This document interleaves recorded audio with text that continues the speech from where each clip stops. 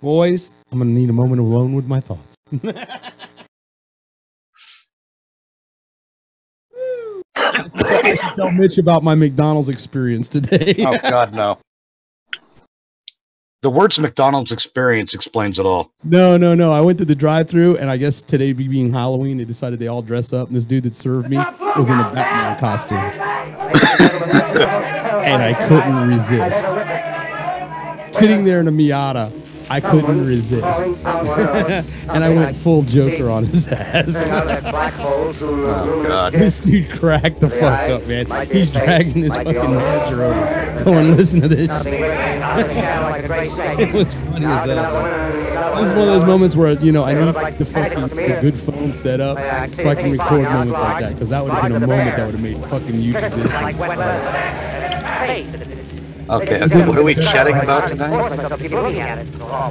Eyes are black and they gleam like the stars on the mountains. A kind of V-shape with a light dripping from the grim of his lips. No, he hasn't. Monster, whatever it is, hardly moved. He's weighed down by cosmic gravity or something. Rising up down the cloud falls back. It's just one of those, the answers in the title propositions. Creatures in the rocket cylinder drove the mill. I can give you no authority. Oh, the world, brought to you. Their nature, their origin, or their purposes here on Earth. Of their destructive instrument, I might venture some conjectural explanation. For want of a better term, I shall refer to the mysterious weapon as a heat ray.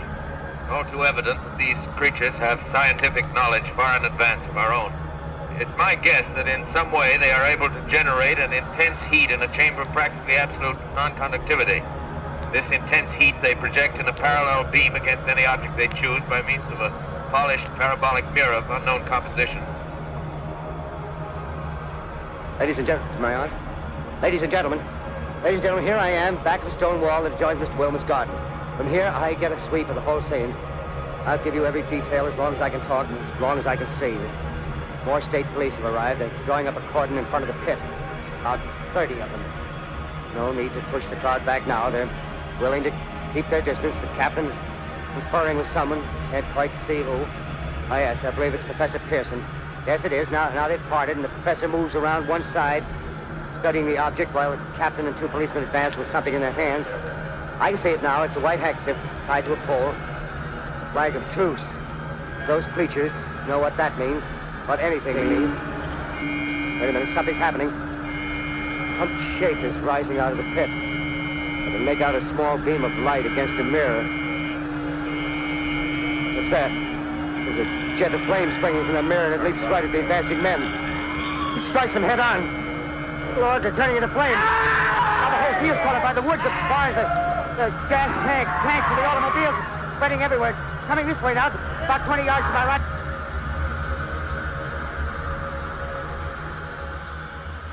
Ladies and gentlemen, due to circumstances beyond our control, we are unable to continue the broadcast from Grover's Mill. Evidently, there's some difficulty with our field transmission.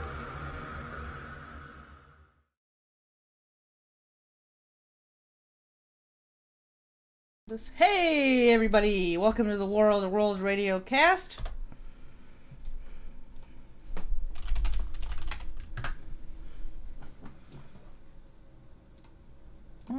Seems not to be. What the fuck just happened? Well, it is telling me that it's live in 3 hours. Yeah. Hold on, this thing is just telling me it went bad. Hold on. Thank you. I didn't see that myself. The last thing I need is for this thing to start goofing off. The entire thing's gone fucko. 20 million other... What's happening, Mac? No, too bad. I just me. Oh, well, getting over a cold.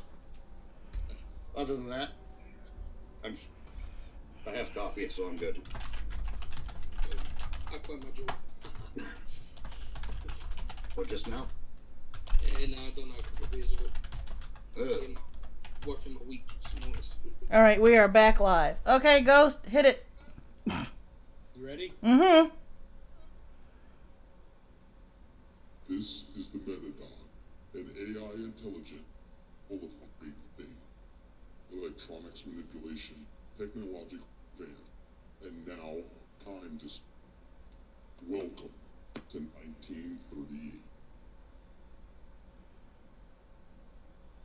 Okay, wow, we're here. This is cool. Oh, there's Maddy. Okay, where's everybody else? Yep. Are we all there?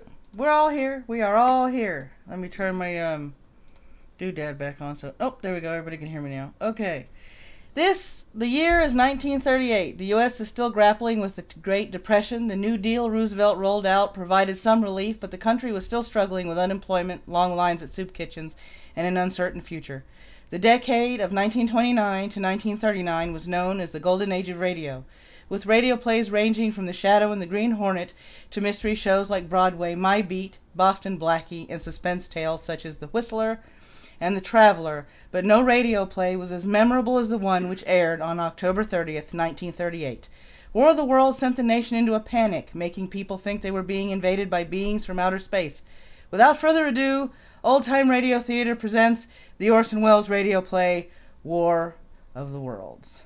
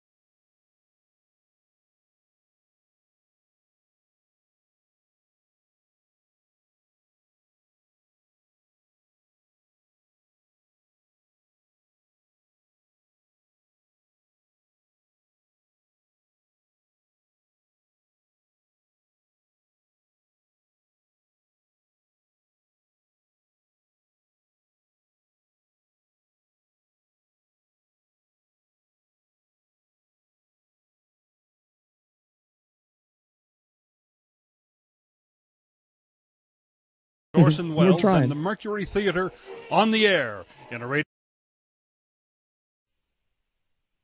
So is it you're just playing the old radio The Columbia show? Broadcasting System and its affiliated stations present Orson Welles and the Mercury Theater on the air in a radio play by Howard Koch, suggested by the H.G. Wells novel The War of the Worlds. Ladies and gentlemen, the director of the Mercury Theater and star of these broadcasts, Orson Welles. We know now that in the early years of the 20th century, this world was being watched closely by intelligences greater than man's, and yet as mortal as his own. We know now that as human beings busied themselves about their various concerns, they were scrutinized and studied, perhaps almost as narrowly as a man with a microscope might scrutinize the transient creatures that swarm and multiply in a drop of water. With infinite complacence, people went to and fro over the earth about their little affairs, serene in the assurance of their dominion over this small spinning fragment of solar driftwood, which by chance or design man has inherited out of the dark mystery of time and space. Yet, across an immense ethereal gulf, minds that are to our minds as ours are to the beasts in the jungle, intellects vast, cool, and unsympathetic, regarded this earth with envious eyes, and slowly and surely drew their plans against us. In the 39th year of the 20th century came the Great Disillusionment. It was near the end of October. Business was better. The war scare was over. More men were back at work. Sales were picking up. On this particular evening, October 30th, the Crosley service estimated that 32 million people were listening in on radios. And for the next 24 hours, not much change in temperature. Slight atmospheric disturbance of undetermined origin is reported over Nova Scotia, causing a low-pressure area to move down rather rapidly over the northeastern states, bringing a forecast of rain accompanied by winds of light gale force. Maximum temperature 66, minimum 48. This weather report comes to you from the Government Weather Bureau. We now take you to the Meridian Room in the Hotel Park Plaza in downtown New York, where you will be entertained by the music of Ramon Braquello and the orchestra.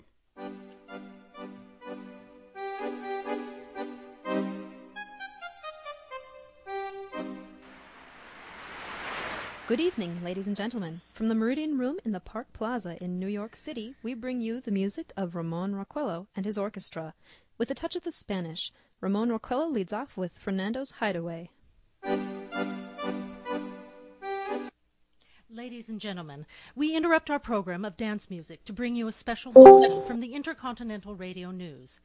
At 20 minutes before 8 Central Time, Professor Farrell of the Mount Jennings Observatory, Chicago, Illinois, reports observing several explosions of incandescent gas occurring at regular intervals on the planet Mars. The spectroscope indicates the gas to be hydrogen and moving towards the Earth with enormous velocity. Professor Pearson of the observatory at Princeton confirms Farrell's observation and describes the phenomenon as, quote, like a jet of blue flame shot from a gun, unquote. We now return you to the music of Ramon Raquello playing for you in the Meridian Room of the Park Plaza Hotel, situated in downtown New York. That never loses favor, the ever-popular Stardust, Ramon Raquello and his orchestra.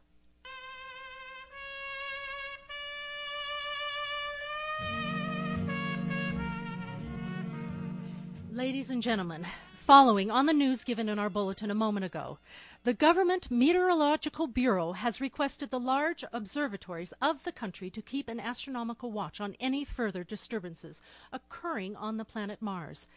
Due to the unusual nature of this occurrence, we have arranged an interview with noted astronomer Professor Pearson, who will give us his views on the event. In a few moments, we will take you to the Princeton Observatory at Princeton, New Jersey. We return you until then to the music of Ramon Raquello and his orchestra.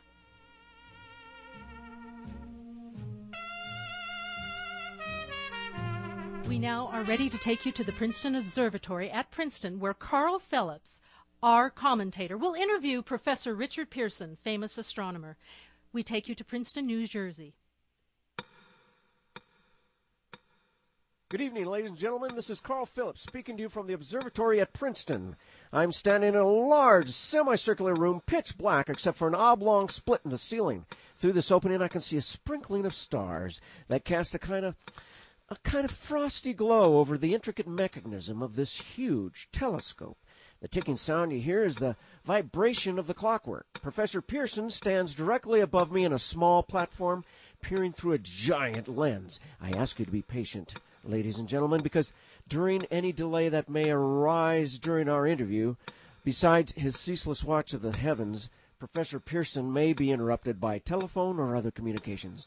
During this period, he's in constant touch with the astronomical centers of the world.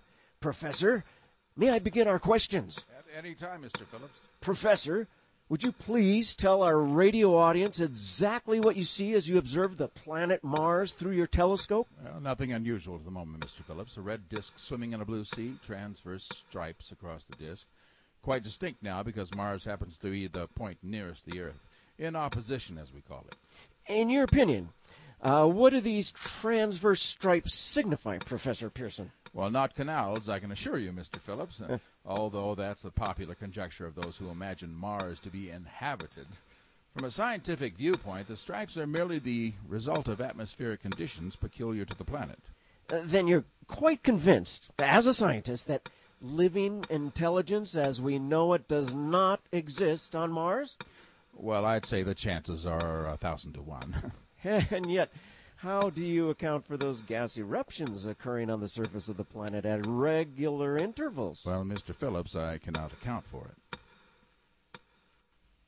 it. By the way, Professor, for the benefit of our listeners, how far is Mars from Earth? Well, about approximately 40 million miles.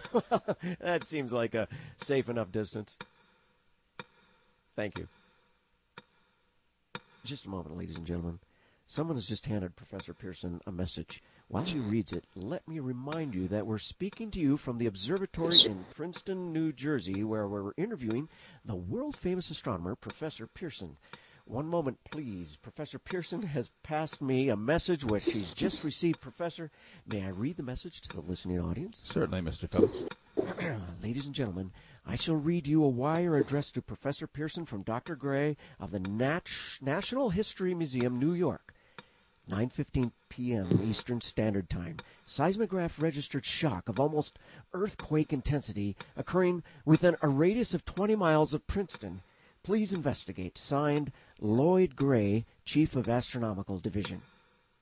Professor Pearson, could this occurrence possibly have something to do with the disturbance observed on the planet Mars?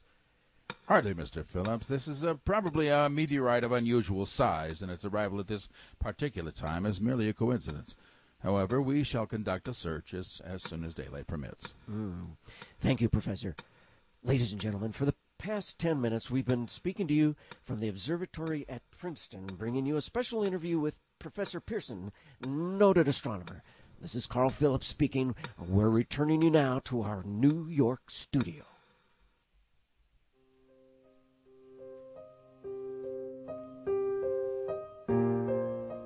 Ladies and gentlemen, here is the latest bulletin from the Intercontinental Radio News, Toronto, Canada.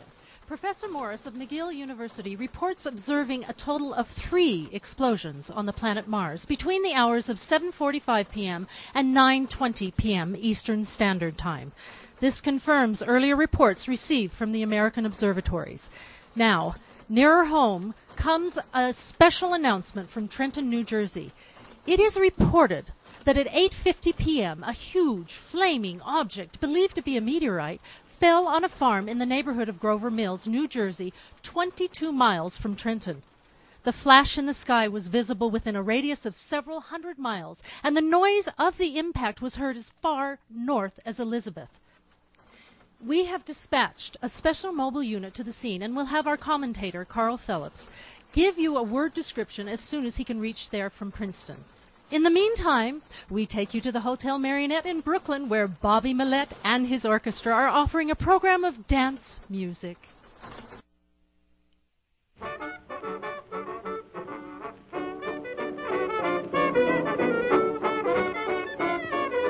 take you now to Grover Mills, New Jersey. Ladies and gentlemen, this is Carl Phillips again at the Wilmoth Farm, Grover Mills, New Jersey. Professor Pearson and myself have made the 11 miles from Princeton in 10 minutes. Well, I hardly know where to begin to paint a word picture of the strange scene before my eyes, like something out of a modern Arabian Nights. Well, I just got here. Hadn't had a chance to look around yet. I guess that's it. Yes, I guess that...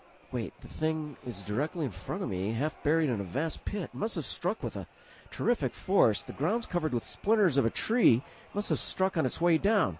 What I can see of the object itself doesn't look much like a meteor, at least not the meteors I've ever seen. It looks more like a huge cylinder. It has a diameter of... Well, what would you say, Professor Pearson? What's that? Well, what would you say is the diameter of this thing? Oh, about 30 yards. About 30 yards. The metal on the sheath as well, I've never seen anything like it. The color is sort of yellowish white. Curious spectators now are pressing close to the object in spite of the efforts of the police to keep them back. They're getting in front of my line of vision. Would you mind standing to one side, please? One side there. One side. While the policemen are pushing the crowd back, here's Mr. and Mrs. Wilmoth, owner of the farm here. They have some interesting facts to add. Mr. and Mrs. Wilmoth, would you please tell the radio audience as much as you remember of this rather unusual visitor that dropped in your backyard? Step closer, please. Ladies and gentlemen, this is Mr. and Mrs. Wilmoth. Well, I was listening to the radio. We both was. Now, Ethel, did he ask you? Well, we were both listening. Are you telling this or am I? Well... Ethel? Mr. Wilmoth, if you could continue and speak louder, please. Pardon me? Louder, please, and closer? Yes, sir. Well, like I said, I was listening to the radio. We both was. And I was kind of drowsing. That professor fellow was talking about Mars, so I was half dozing and half, Yes. Mrs. Wilmoth, then what happened? As I was saying, I was listening to the radio kind of halfways. Yes, Mr. Wilmoth, and then you saw something? Not first off, I heard something. And what did you hear? A hissing sound like this. Kind of like a 4th of July rocket. Yep, like that. Yes, and then what? Turned my head out the window and would have sworn I was to sleep and dreaming. Then what? I see a kind of greenish streak and then zingo! Something smashed the ground, knocked me clear out of my chair. Me too. We both fell right on our keisters. Well, were you frightened, Mrs. Wilmoth? Well, I ain't quite sure. I reckon I was kind of riled. Thank you, Mrs. Wilmot. Thank you both. What, you want me to tell you some more? No, that's quite all right. That's plenty. City people, I was in a hurry. Ladies and gentlemen, you've just heard Mr. and Mrs. Wilmoth, owners of the farm where this thing has fallen. I wish I could convey the atmosphere, the background of this fantastic scene. Hundreds of cars are parked in a field, and back of us, police are trying to rope off the roadway leading to the farm, but it's no use. Men, women, and children, too, breaking right through. Cars' headlights thrown in an enormous spot on the pit where the object's half buried. Some of the more daring souls are now venturing near the edge. Their silhouettes stand out against the metal sheen. 2 children are trying to touch the thing. Hey, you kids, get away from there. Come on, we just want to touch it. They're Martians from another planet. Well, you can't touch it, so move away. Come on, Billy. From another planet? Martians are from Mars. You're so smart. I'm the one that saw it crash. No, you didn't. Yes, I did. And I know, smarty pants, that Martians come from Mars. Ha! What if they're from Uranus? Oh, I'm telling Mom. You better not. Hey, you hear that? Ladies and gentlemen, there's something I haven't mentioned in all of this excitement, but now it's becoming more distinct. Perhaps you caught it already on your radio. Listen.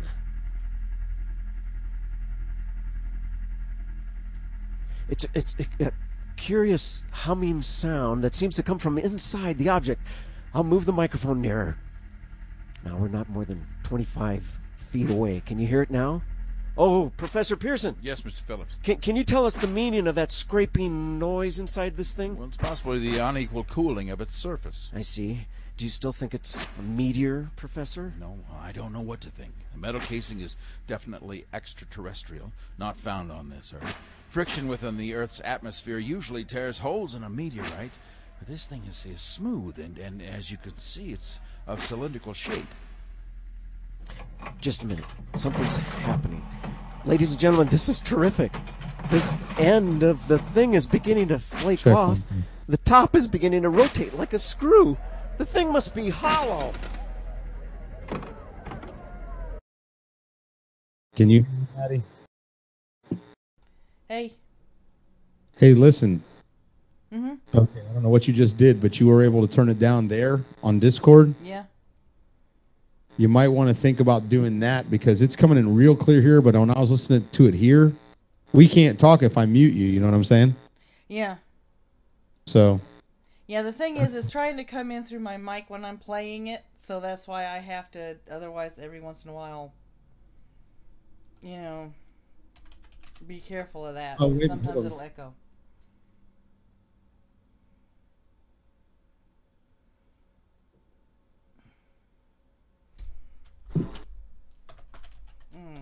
Something's going on with Ronan. I know. Alright, let me see. Hey, Mac. Hey, Fuckwad. I saw No Name. I see Neil and Ericor. Mitch is typing in the chat. So, hey. Good evening. Hello, Malachite. Hello, Mariel. Hey, Teddy. I saw a red around here somewhere. I keep scrolling up. See if I can find my red. There's Red and Only. For those of you just tuning in, we are playing in its entirety the 1938 radio play of Orson Welles' War of the World. And for those of you that are worried about me getting a copyright strike, anything before February 15th, 1976, radio show-wise, is considered public domain. That means they were not copyrighted, which means I can play it in its entirety and not break any fair use laws. So if I can get my tongue to work properly, because apparently it has a mind of its own this evening. So, on with the shoe. Look, the darn thing's unscrewing. She's moving. Keep back there. Keep back, I tell you. Maybe there's men in there trying to escape. It's red hot. They'll burn to a cinder. Keep back there. Mommy, I can't see. Lift me up. Get on my shoulders. The top's loose. She's off. Look out there. Stand back. Mommy, I'm scared. Ladies and gentlemen, this is the most terrifying thing I've ever witnessed. Wait a minute. Someone's crawling out of the hollow top. Somebody or something I can see peering out of that black hole. Two luminous discs. Are they eyes? It might be a face. It might be... Good heavens. Something's wriggling out of the shadow like a gray snake. Now it's another one and another. They look like tentacles to me. There. I can see the thing's body. It's large as a bear, and it glistens like wet leather. But that face, ladies and gentlemen, it's indescribable. I can hardly force myself to keep looking at it. The eyes are black and gleam like a serpent. The mouth is V-shaped with saliva dripping from its rimless lips that seem to quiver and pulsate. The monster, or whatever it is, can hardly move. It seems weighed down by possibly gravity or something. The thing's raising up. The crowd's falling back now. They've seen plenty. This is the most extraordinary experience. I can't find words. I'll pull this microphone with me as I talk. I'll have to stop the description until I can take a new position. Hold on, will you please? I'll be right back in a minute. We are bringing you an eyewitness account of what's happening on the Wilmoth Farm, Grover Mills, New Jersey. We go back. Are we ready? We now return you to Carl Phillips at Grover Mills. Ladies and gentlemen, am I on? Ladies and gentlemen, here I am back of a stone wall that adjoins Mr. and Mrs. Wilmoth's garden. From here I get a sweep of the whole scene. I'll give you every detail as long as I can talk, as long as I can see. More state police have arrived. They're drawing up a cordon in front of the pit, about 30 of them. No need to push the crowd back now. They're willing to keep their distance. The captain is conferring with somebody. We can't quite see who it is. Oh, yes, I believe it is Professor Pearson. Yes, it is. Now they've parted. The professor moves around one side studying the object while the captain and the two policemen advance with something in their hands. I can see it now. It's a white handkerchief tied to a pole. A flag of truce. If those creatures know what that means, what anything means... Wait, something's happening. A humped shape is rising out of the pit. I can make out a small beam of light against a mirror. What's that? There's a jet of flame springing from the mirror, and it leaps right at the advancing men. It strikes them head on. Good Lord, they're turning into flame. No! Fields caught on fire. The woods, the barns, the gas tanks of automobiles, it's spreading everywhere. It's coming this way, about 20 yards to my right. Ladies and gentlemen, due to circumstances beyond our control, we are unable to continue the broadcast from Grover Mills. Evidently, there is some difficulty with our field transmission. However, we will return to the point at our earliest opportunity. In the meantime, I do have a late bulletin from San Diego, California. Professor Endelkoffer, speaking at a dinner of the California Astronomical Society, expressed the opinion that the explosions on Mars are undoubtedly nothing more than severe volcanic disturbances on the surface of the planet.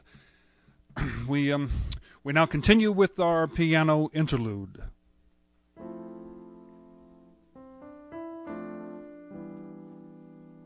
Ladies and gentlemen, I have just been handed a message that came in from Grover Mills by telephone. Just a minute. At least 40 people, including 6 state troopers, lie dead in a field east of the village of Grover Mills. Their bodies burned and distorted beyond all possible recognition. The next voice you will hear will be that of the Brigadier General Montgomery Smith, commander of the state militia in Trenton, New Jersey. I have been requested by the governor of New Jersey to place the counties of Mercer and Middlesex as far west as Princeton and east to Jamesburg under martial law. No one will be permitted to enter this area except by special pass issued by state or military authorities. 4 companies of state militia are proceeding from Trenton to Grover Mills and will aid in the evacuation of homes within the range of military operations. Thank you. You have just been listening to General Montgomery Smith, commanding of the state militia in Trenton. In the meantime, further details of the catastrophe at Grover Mills are coming in.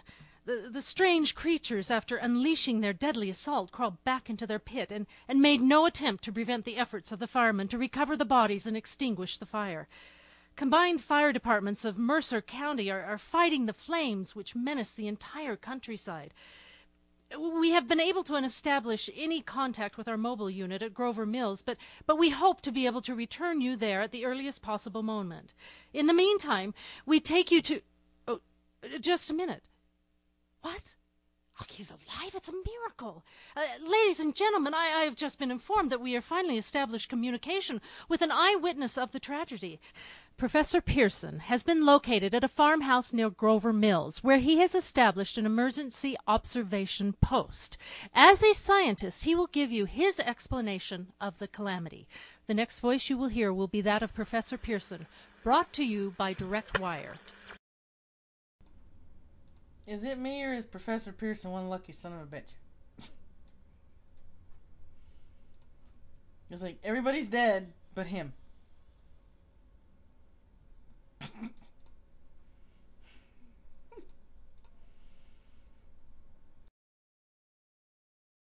Professor Pearson? Of the creatures in the rocket cylinder at Grover Mills, I can give you no authoritative information, either as to their nature, their origin, or their purpose here on Earth. Of their destructive instrument, I might venture some conjectural explanation. For want of a better term, I shall refer to the mysterious weapon as a heat ray, like something out of a nightmare. It's all too evident that these creatures have scientific knowledge far in advance of our own, ladies and gentlemen. It is my guess that in some way they are able to generate an intense heat burst in a chamber of practically absolute non-conductivity. This intense heat they project in a parallel beam against any object they choose by means of a parabolic mirror of unknown composition, such as the mirror in a lighthouse. How it shoots a beam of light. The consequences of that ray are staggering. The origin of the heat ray... Thank you, Professor Pearson. Ladies and gentlemen, here is a bulletin from Trenton. It is a brief statement informing us that the charred body of Carl Phillips has just been identified in the Trenton Hospital. Now, there's another bulletin from Washington, D.C. Office of the Director of the National Red Cross reports 10 units of Red Cross emergency workers have been assigned to the headquarters of the state militia stationed outside Grover Mills, New Jersey. And there's a bulletin from the state police, Princeton Junction. The fires at Grover Mills and vicinity are now under control. Scouts report all quiet in the pit and no sign of life appearing from the mouth of the cylinder. Oh, and now, ladies and gentlemen, we have a special statement from Mr. Harry McDonald, Vice President in charge of operations. We have received a request from the militia in Trenton to place at their disposal our entire broadcasting facilities. In view of the gravity of the situation and believing that the radio has a responsibility to serve the public interest at all times, we are turning our facilities to the state militia at Trenton. We now take you to the field headquarters of the state militia near Grover Mills, New Jersey. This is Captain Lansing of the Signal Corps, attached to the state militia now engaged in military operations in the vicinity of Grover Mills. The situation arising from the reported presence of certain individuals of unidentified nature is now under complete control. The cylindrical object, which lies in a pit directly below our position, is surrounded on all sides by 8 battalions of infantry, without heavy field pieces, but adequately armed with rifles and machine guns. All cause for alarm, if such cause ever existed, is now entirely unjustified. The things, whatever they are, do not even venture to poke their heads above the pit. Thing. I can see their hiding place plainly in the glare of the searchlights here. With all their reported resources, these creatures can scarcely stand up against heavy machine gun fire. Yeah, the things and the quick identification of the bodies that are, according to Mitch, beyond all recognition, because that's what she said.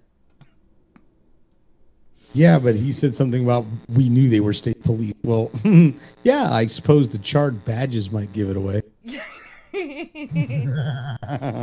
Supposedly, yeah.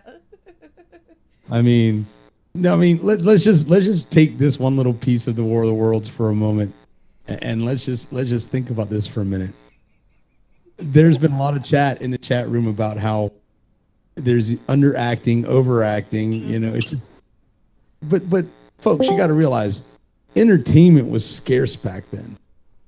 And as I tried to bring up to the goddess, and she made a valid point, this show started with one disclaimer, and after that, so somebody coming in 5-10 minutes late pops on the radio, and suddenly there's a fucking attack in Grover's Mill. What the fuck? You know, they're in. They're hooked. Radio. This ain't TV, man. This is no internet. There's no satellites. No nothing. Yeah. No. Beyond all recognition. See, I knew it. Yeah, he had to have a statement there. Beyond all recognition, right? Yeah. Right. Yes. He catches the one grammatically wrong written line in the whole piece. You know? Beyond all recognition. Burnt beyond all recognition, yet we knew some of them were state police. Yeah, sure you did. How? Like I said in the chat, their faces were set to easily identify. Oh, man. This just in from Carl Phillips. Eric Madman runs through a farm with a jockstrap Eric-core. strapped around his head. Eric-core and the strong smell of bacon. Yes. Well, you know, what's really funny, and for those of you that read the original, there are very few of you out there, I'm sure, have ever read the original script for screen or this particular radio play. In the radio play, it says the creatures destroyed the bodies, turned them to ash. Hence, when they did the new War of the Worlds, in fact, both of them, the 1956 version and the new, 2013 version with Tom Cruise, when the beam hit them, poof, that would be beyond all recognition. Okay? Yeah. So how did you know they were state police? I mean, did they have like really nice shoes? Right? Beyond all recognition. Let's not lose that point. Beyond all. It's not like the bodies were destroyed, but the Bruno Mali shoes were still clear as a bell. I mean, wait a minute. Hold up 1 second. In the remake version, not that I take any credit in this at all, but the Tom Cruise thing, when the beam hit him, the bodies exploded, but the clothes stayed intact and kind of floated away. Yeah. So, now listen, it said some of them were believed to be state police. Yeah, if that's, you had 35 fucking people surrounding the hole, and they're not there anymore. Yeah, I would assume they are victims. Yeah. Doesn't take a big stretch there, but again, why did these 6 state police officers have their uniforms lying about a farm? Yeah. Well, see, here's something else too. 1938. Okay, keep this in mind. Okay, you lose a bunch of cops in the middle of nowhere. That's cause for alarm. Oh yeah. I mean, it ain't like New York today. Yeah. Lose 2 cops in the subway. It's like find their bodies in a few weeks. Don't worry about it. Yeah, good. Some alligator will puke them up. Something will toss them. Woo! What a show so far! And I tell you what, for those of you that don't understand what's going on, the Mad Woman on her wonderful MWM station here is rebroadcasting the War of the Worlds, the 1938 original version. We want you all to laugh with us and possibly think about how twisted this is, because people died over this shit. Actual families did commit suicide over this radio broadcast. Can you believe that shit? I mean, listening to it today, I couldn't take any stock in it. Really, I couldn't. Yeah. I mean, it would take a lot more for me, to actually see like a ship coming out of the fucking, sky, or something coming up from the ground, or something destroying something, a little more. Yeah. Even then, I'm not even sure I'd take it totally in, but reality, and I'm not going to listen to a radio show, kill my family because, the Martians are coming. No, I'd be like, how do I get one of those cool vehicles? Right? Where do I get my ray gun? You got to kill an alien to get it, man. Give me my goddamn phaser. Photon torpedo, nothing. I'll set my phaser to beyond all recognition. Greetings, by the way. Hello, Maddie. I'm here. Hello. Late, but I'm here. Welcome. Another friend of the fold. It's the same person from earlier. You're welcome. Nobody important, though. Well, they're back. That's just as important, no? The new voice you're hearing coming out of Discord, his name is Ghost Alexander in the live chat. He is the host of American Reality on Mitch the Ripper's channel, Saturdays starting at 8 p.m. Eastern Standard Time and running until tomorrow. That's midnight, by the way, for you people who don't understand my humor. Happens every Saturday starting at 8 p.m. Eastern Standard Time. The links to the American Reality Facebook page as well as Mitch's channel are in the description. You will notice that the super chat is turned off. That is because Nightbot is shilling my Streamlabs link so you guys can see a thank you or whatever else has popped up depending on if you donate or if you're a new subscriber. So, shall we get on with the show so we can ridicule it some more in another 20 minutes? We was Martians. Okay. Hey, I'm not saying it was aliens, but Anyway, it's an interesting outing. Hey, for Ghost, the I'm troops. going to send you They can something. make out their khaki uniforms crossing back in front of the lights. Change it for your avatar It's if you almost want. like a real war. Lou. Yeah, is that short for Lucifer? It's short for Tozaloop. You're welcome. Good enough. And now back to the insanity that was 1938 and the original War of the Worlds. Enjoy the shit out of this, people. This is awesome. Stone River. Probably a fire started by campers. Well, we ought to see some action soon. One of the companies is deploying on the left flank. A quick thrust, and it will be all over. Now, wait a minute. I see something on top of the cylinder. No, it's nothing but a shadow. Well, now the troops are on the edge of the Wilmoth farm. 7,000 armed men closing in on a metal tube. Well, wait, that wasn't a shadow. It's something moving. Solid metal. A kind of shield-like affair rising up out of the cylinder. Oh, it's going higher and higher. Well, why, it's standing on legs, actually rearing up on a sort of metal framework. Well, now it's reaching above the trees and the searchlights are on it. Hold on! Ladies and gentlemen, I have a grave announcement to make. Incredible as it may seem, both the observations of science and the evidence of our eyes lead to the inescapable assumption that those strange beings who landed in the Jersey farmlands tonight are a vanguard of an invading army from the planet Mars. The battle which took place tonight at Grover Mills has ended in one of the most startling defeats ever suffered by any army in modern times. 7,000 men armed with rifles and machine guns pitted against a single fighting machine of the invaders from Mars. 120 known survivors. The rest strewn over the battle area from Grover Mills to Plainsboro. Crushed, trampled to death under the metal feet of the monster, burned to cinders by its heat ray. The monster is now in control of the middle section of New Jersey and has effectively cut the state through the center. Communication lines are down from Pennsylvania to the Atlantic Ocean. Railroad tracks are torn and service from New York to Philadelphia discontinued, except routing some of the trains through Allentown and Phoenixville. Highways to the north, south, and west are clogged with frantic human traffic. Police and Army reserves are unable to control the mad flight.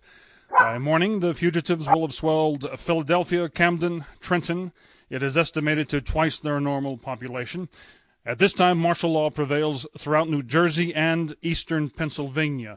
We now take you to Washington, D.C., for a special broadcast on this national emergency. This is the Secretary of the Interior.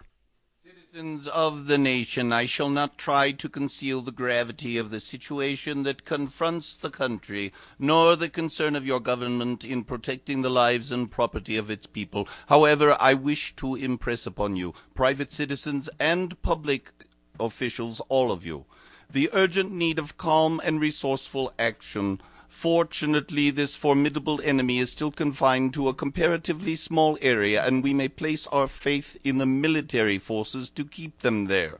In the meantime, placing our faith in God, we must continue the performance of our duties, each and every one of us, so that we may confront this destructive adversary with a nation united, courageous, and consecrated to the preservation of human supremacy on this earth. I thank you.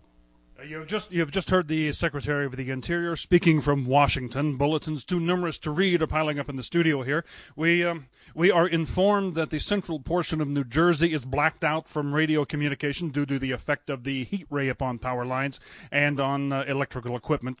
Here is a special bulletin from New York. Cables received from English, French, German scientific bodies offering assistance.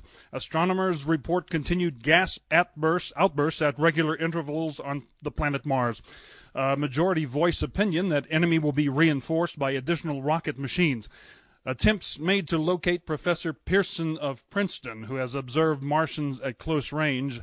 It is feared that he was lost in the recent battle. And here from Langton Field, Virginia. Scouting planes report 3 Martian machines visible above the treetops moving north towards Somerville with population fleeing ahead of them. The heat ray is not in use, although advancing at express train speed.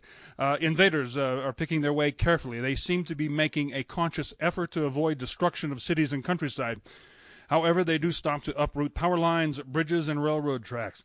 Their apparent objective is to crush resistance, paralyze communication, and to disorganize human society. Now, here we have a bulletin from our sister station in Basking Ridge, New Jersey. Hunters have stumbled upon a second cylinder similar to the first embedded in the Great Swamp, 20 miles south of Morristown. Army field pieces are proceeding from Newark to blow up second invading unit before cylinder can be opened, and the fighting machine is rigged. They are taking up position in the foothills of Watchung Mountains. Another bulletin from Langham Field, Virginia. Scouting planes report enemy machines, now 3 in number, increasing speed northward, kicking over houses and trees in their evident haste to form a conjunction with their allies south of Morristown. Machines also sighted by telephone operator east of Middlesex, within 10 miles of Plainfield. Here's a bulletin from Winston Field, Long Island. Fleet of Army bombers carrying heavy explosives flying north in pursuit of enemy. Scouting planes act as guides. They keep speeding enemy in sight. Just a moment, please.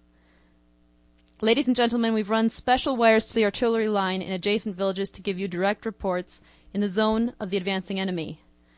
First, we take you to the battery of the 22nd Field Artillery located in the Watchung Mountains. Range 32 meters. 32 meters. Projection 39 degrees. 39 degrees. Fire. 140 yards to the right, sir. Shift range 31 meters. 31 meters. Projection 37 degrees. 37 degrees. Fire. A hit, sir.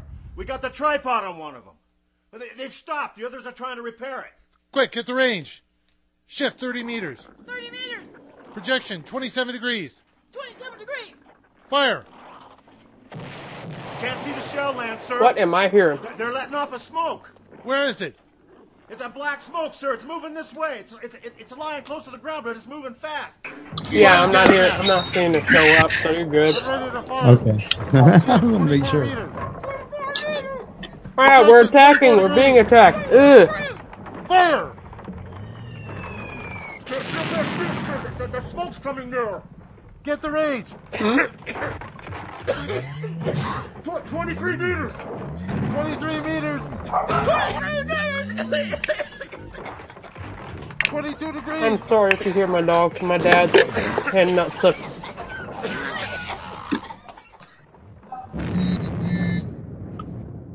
Army bombing plane VA-43. Your dad's handing out roofies to the small children? Vote commanding 8 bombers. Reporting to Commander Fairfax, Langham Field. This is vote. Yes, dum-dum is candy. Something you had to sneak out earlier because you couldn't get any. Machines now in sight. Reinforced by 3 I'm talking, my machines from friend. the Morristown cylinder. 6 altogether. You have friends? 1 machine already crippled, believed hit by shells from Army gun in Watchung Mountains. Guns now appear silent. A heavy black fog hanging close to the earth of extreme density, nature unknown. No sign of heat ray. Enemy now turns east, crossing Passaic River into the Jersey marshes. Another straddles the Pulaski Skyway. Evident objective is New York City. My dog's dressed They're up as pushing down a a high-tension frog power and station. Snow White. The machines are close together now, and we're ready to attack. Plane circling, ready Dog's to strike. Pakistani. 1,000 yards, and we'll be over the first. 800, 600, 400, 200. There they go. Giant arm race. Looked up at me. Green flash. They're spraying us with flame. 2,000 feet. Engines are giving out. No chance to release bombs. Only one thing left. Drop on them, plane and all. We're driving on the first his one. head on the table. Now the engine's gone. 8. New Jersey calling Langham Field. This is Bayonne, New Jersey calling Langham Field. Come in, please. This is Langham Field. Go ahead. 8 Army bombers in engagement with enemy tripod machines over Jersey Flats. Engines incapacitated by heat ray. All crashed. 1 enemy machine destroyed. No, if this was actual radio, how would they get this on? This is Newark, New Jersey. This is Newark, New Jersey. Warning, poisonous black smoke pouring in from Jersey marshes. Reach South Street. Gas masks useless. Urge population to move into open spaces. Automobiles use as routes 7, 23, 24. Avoid congested areas. Smoke now spreading over Raymond Boulevard. 2X, 2L, calling CQ. 2X, 2L, calling CQ. 2X, 2L, calling 8X3R. Come in, please. This is Hardcore's 8X3R. complaining. Coming back at 2X2L. How's reception? How's reception? K, please. Where are you? 8X, 3R. What's the matter? Where are you?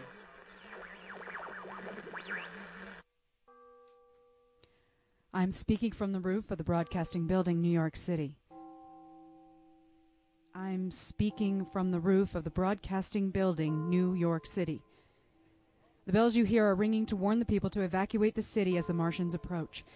Estimated in the last 2 hours, 3 million people have moved out along the roads to the north.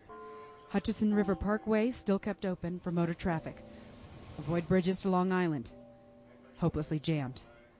All communication with Jersey Shore closed 10 minutes ago. No more defenses. Our army wiped out. Artillery, Air Force, everything wiped out. This may be the last broadcast. We'll stay here to the end. People are holding service below us in the cathedral. Now I look down the harbor, all manner of boats overloaded with the fleeing population, pulling out from the docks. Streets are jammed, noise in crowds like New Year's Eve in city. Wait a minute. Enemy now in sight over the Palisades. 5 great machines. First one is crossing river. I can see it from here. Wading the Hudson like a man wading through a brook. A bulletin's just been handed to me. Martian cylinders are falling all over the country. One outside Buffalo. One in Chicago. St. Louis. Seem to be timed and spaced. Now the first machine reaches the shore. He stands, watching, looking over the city. His steel, cowlish head is even with the skyscrapers. He waits for the others. They rise like a line of new towers on the city's west side. Now they're lifting their metal hands. This is the end now. Smoke comes out. Black smoke drifting over the city. People in the streets see it now. They're running towards the East River. Thousands of them dropping in like rats. Now the smoke's spreading faster. It's reached Times Square. People are trying to run away from it, but it's no use. They're falling like flies. Now the smoke's crossing 6th Avenue, 5th Avenue, 100 yards away. It's 50 feet.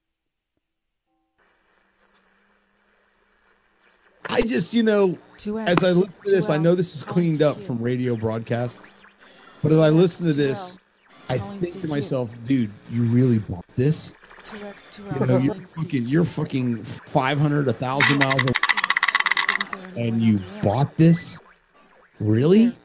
Anyone on the I mean, seriously, if I saw fireworks and shit blowing up in the distance, I might buy a little of it. 2L.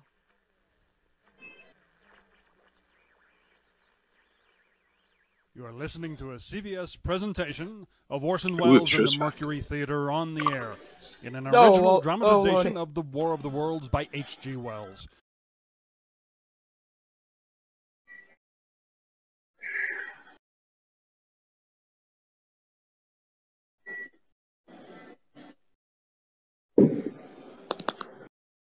Well, if they can, then too freaking bad. They gotta deal with it. That is exactly what I told. That is exactly what I told Teddy. I'm like, I don't want to hear you in the chat half the dang time, but do you see me complaining?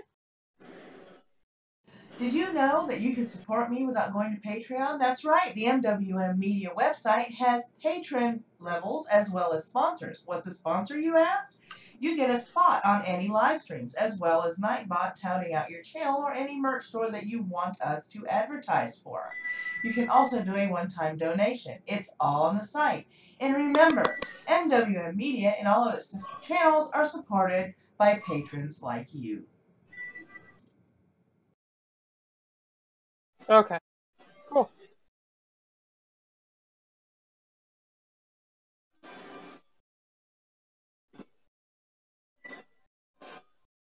I don't care if they hear me talking crap. I'm going to continue to talk because I don't care what you people think of me.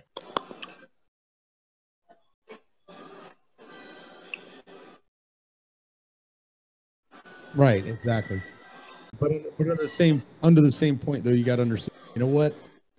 Amateur broadcasting. That's what it's about. I mean, you know, we do this. This happens on our show, man. We've been around for freaking years already, and still we fuck up all the time. Lou, there's a difference between a stream with peeps talking and this radio broadcast. True. Good point. Yeah. Come on. Does that mean I screwed up? Tonight. Get it right.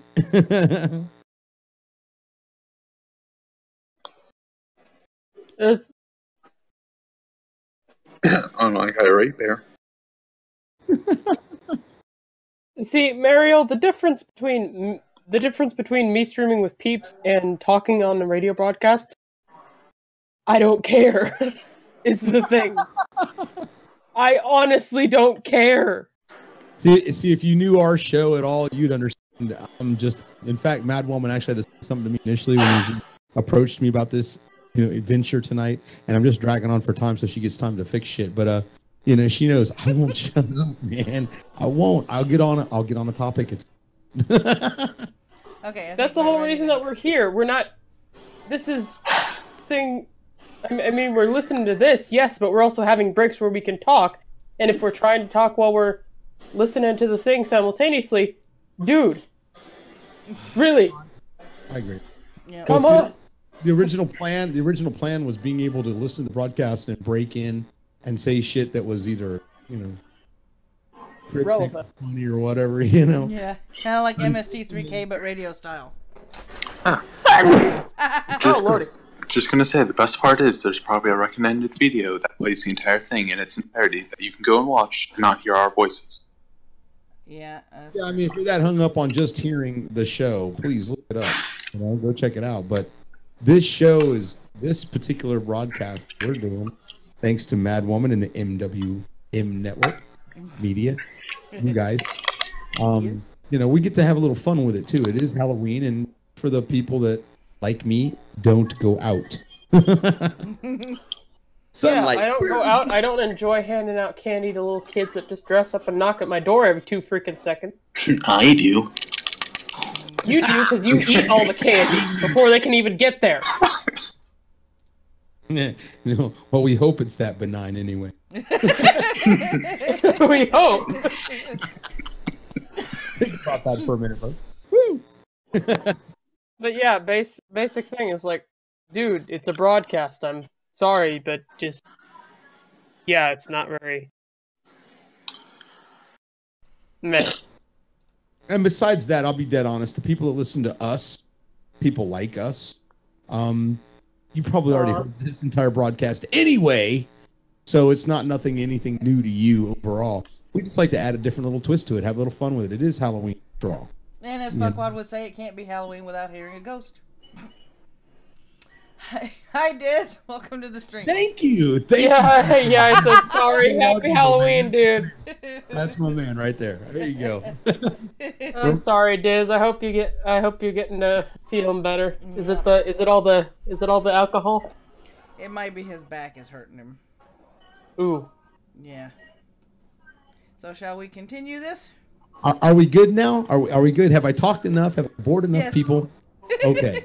All right, let's go. What if I said no? Well, then I would. Never mind. Anyway. And now back to 1938 in the War of the Worlds. Madwoman? The performance will continue after a brief intermission. This is the Columbia Broadcasting System. We now continue with The War of the Worlds by H.G. Wells, starring Orson Welles and the Mercury Theater on the air. As I set down these notes on paper, I'm obsessed by the thought that I may be the last living man on Earth. I've been hiding in this empty house near Grover Mills, a small island of daylight cut off by the black smoke from the rest of the world. All that happened before the arrival of these monstrous creatures in the world now seems a part of another life. A life that has no continuity with the present, furtive existence. The lonely derelict who pencils these words on the back of some astronomical notes bearing the signature of Richard Pearson. I look down at my blackened hands, my torn shoes, my tattered clothes, and I try to connect them with the professor who lives at Princeton and who on the night of October 30th glimpsed through his telescope an orange splash of light on a distant planet.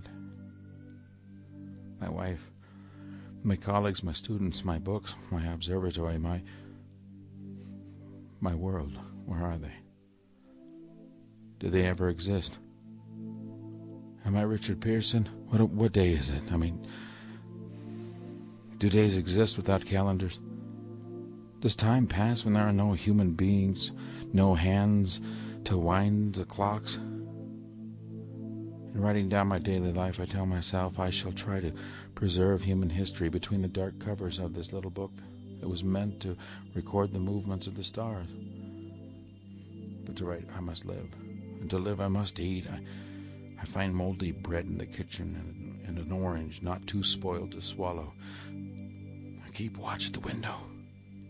From time to time, I catch a sight of a Martian above the black smoke. The smoke still holds the house in its black coil. But at length, there's a hissing sound, and suddenly I see a Martian mounted on his machine, spraying the air with a jet of steam, as if to dissipate the smoke. I watch in a corner as his huge metal legs nearly brush against the house. Exhausted by terror, I fall asleep. And then it's morning. Sun streams in the window. The black cloud of gas has lifted, and the scorched meadows to the north look as though a black snowstorm has passed over them. I venture from the house. I make my way to a road. There's no traffic. Here and there, a wrecked car. Baggage overturned. A blackened skeleton. I push on north. For some reason, I feel safer trailing these monsters than running away from them, and I keep a careful watch. I've seen the Martians feed. Should one of their machines appear over the tops of the trees, I'm ready to fling myself flat on the earth. I come to a chestnut tree. October chestnuts are ripe. I fill my pockets. I must keep alive. 2 days I wander in a vague, northerly direction through a desolate world. And finally, I notice a living creature. A small red squirrel in a beech tree. I stare at him in wonder. He stares back at me. I believe at that moment the animal and I share the same emotion.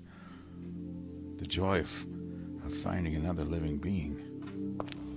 I push on north.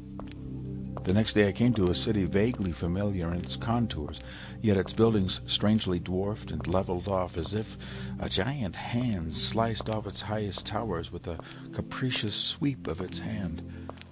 I reached the outskirts, and I found new work. undemolished but humbled by some whim of the advancing Martians. Presently, with an odd feeling of being watched, I caught sight of something crouching in a doorway. I made a step towards it, and it rose up and became a man. A man armed with a large knife. Stop! Where did you come from? I come from many places. A long time ago from Princeton. Princeton, huh? Ah, that's near Grover Mill. Yeah? Grover Mill. There's no food here. This is my country. This end of town all the way down to the river. There's only food for one. Which way are you going? I don't know. I guess I'm looking for people. What was that? Did you hear something? Only just a bird. A live bird. Yeah, you get to know that birds have shadows these days. Say, we're in the open here. Let's crawl into this door and talk. And in looping back have you seen through wherever and then back to my other they've gone laptop. over to New York. Which is At night, the sky is alive with their lights just as if people were still living in it. By daylight, you can't see them. 5 days ago, a couple of them carried something big across I can the hear it flats in the from background, which airport. means we're going to be on. I believe they're learning to fly. Fly? Yeah, fly. Well, then it's all over with humanity. Stranger, there's still you and I. There's the two of us left. They got themselves in solid. They've wrecked the greatest country in the world. Those green stars, they're probably falling somewhere every night. They've only lost one machine. There isn't anything to do. We're done. We're licked. Where were you? You're in a uniform. Yeah, what's left of it. I was in the militia, National Guard. Oh, that's good. Damn it. Wasn't any war more than there's a war between men and ants. And we're eatable ants.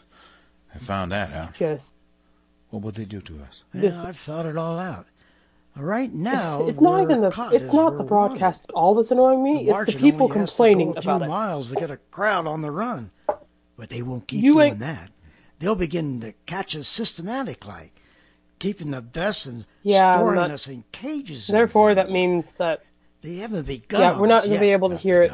Not Maddie begun. and the people in Discord can't. This is a struggle with it. You can't hear it in real We don't time. have the sense enough to keep quiet. Yeah, Bothering them you with can only hear it in the guns play and out. such stuff. I'm just going to say they still hear us. Rushing off in crowds. They still hear us? They still hear us. I heard your damn it, damn it, damn it. Fix ourselves up according to the way things are now. Cities, Is it nations, deafened? Needs to be civilizations, deafened or something? progress.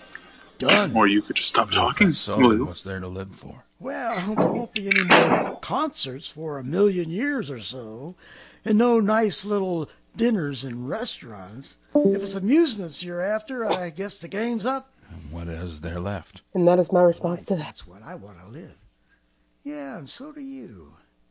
And we're not going to be exterminated. And I don't mean to be caught either, and tanned and fattened and bred like an ox. What are you going to do? I'm going on, right under their feet. I got a plan. We men as men are finished. We don't know enough. We got to learn plenty before we got a chance. And we got to live and keep free while we learn, see? I thought it all out, see? Well, tell me the rest. Well, it isn't all of us that are made to be wild beasts, and that's the way it's got to be. That's why I watched you. All these little office workers that used to live in these houses, they'd be no good. They haven't any stuff to them. They just used to run off to work. I've seen them, hundreds of them, running wild to catch their commuter trains in the morning for fear they get canned if they didn't, running back at night afraid they won't be in time for dinner, lives insured, a little invested in case of accidents, and on Sundays, worried about the thereafter. Oh, the Martians will be a godsend for those guys. Nice, roomy cages, good food, careful breeding, no worries. After a week or so chasing about the fields on empty stomachs, they'll come in and be glad to be caught. You've thought it all out, haven't you? You bet I have. And that isn't all. These Martians will make pets of some of them, train them to do tricks. Who knows who'll get sentimental over the pet boy who grew up and had to be killed. And some, maybe, They'll train to hunt us. No, that's impossible. No human being would Yes, even... they will. There's men who will gladly do it. If one of them ever comes near me, well, I'll... In the meantime, you and I and other like us, where are we to live when the Martians own the Earth? I've got it all figured out. We'll live underground. Yeah, I've been thinking about the sewers. Under New York, there's miles and miles of them. The main ones are big enough for anybody. Then there's cellars, vaults, underground storerooms, railway tunnels, subways. You begin to see, eh? Yeah.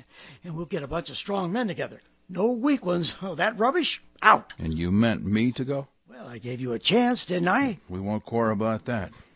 Go on. Well, and we got to make soft places for us to stay in, see? And get all the books we can. Science books. Oh, that's where men like you come in. We'll raid the museums. We'll even spy on the Martians. You know, it may not be so much we have to learn before. Well, imagine this. 4 or 5 of their own fighting machines suddenly start off. Heat rays right and left. And not a Martian in them. Not a Martian in them. But men. Men who have learned the way how. Oh, it may even be in our time. Gee. Oh, imagine having one of them lovely things with its heat ray wide and free. We'll turn it on the Martians. We'll turn it on the men. We'll bring it on. We'll bring it on. We'll bring everybody to their knees. That's your plan? Now, you and me and a few more of us, we'll own the world. I see. Say, what's the matter? Where are you going? Well, not to your world.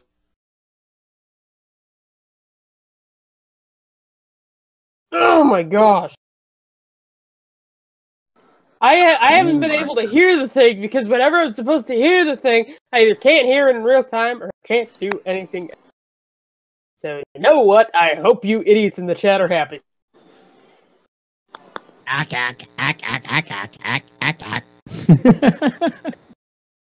Boy. Alien.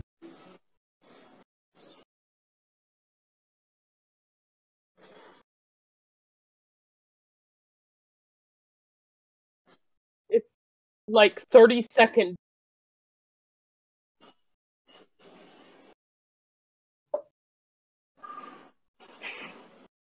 Oh, that's wonderful. Baby. Oh, Hunley says, geez, I don't show up and everybody's at each other's throats. I'm going to be at somebody's throat in a minute, Hunley. Giggity.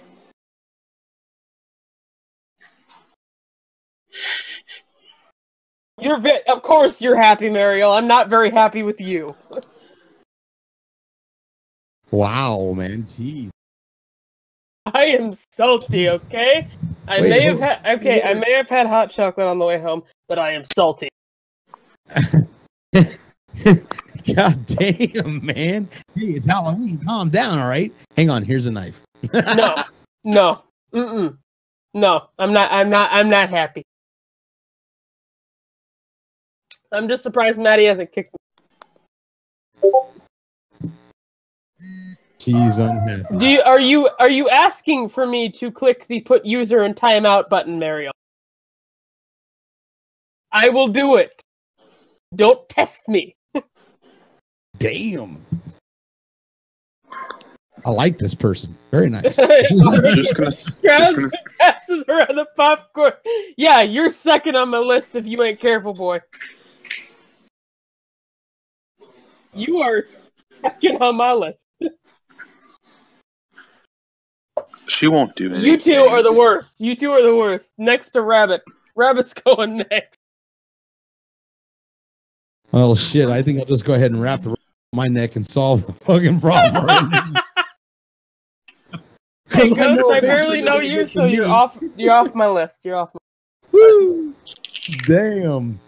Hey, and if you people listen, if you people get all butthurt over how fucked up this is, you know what? Get over it. This is what fun on Halloween is all about.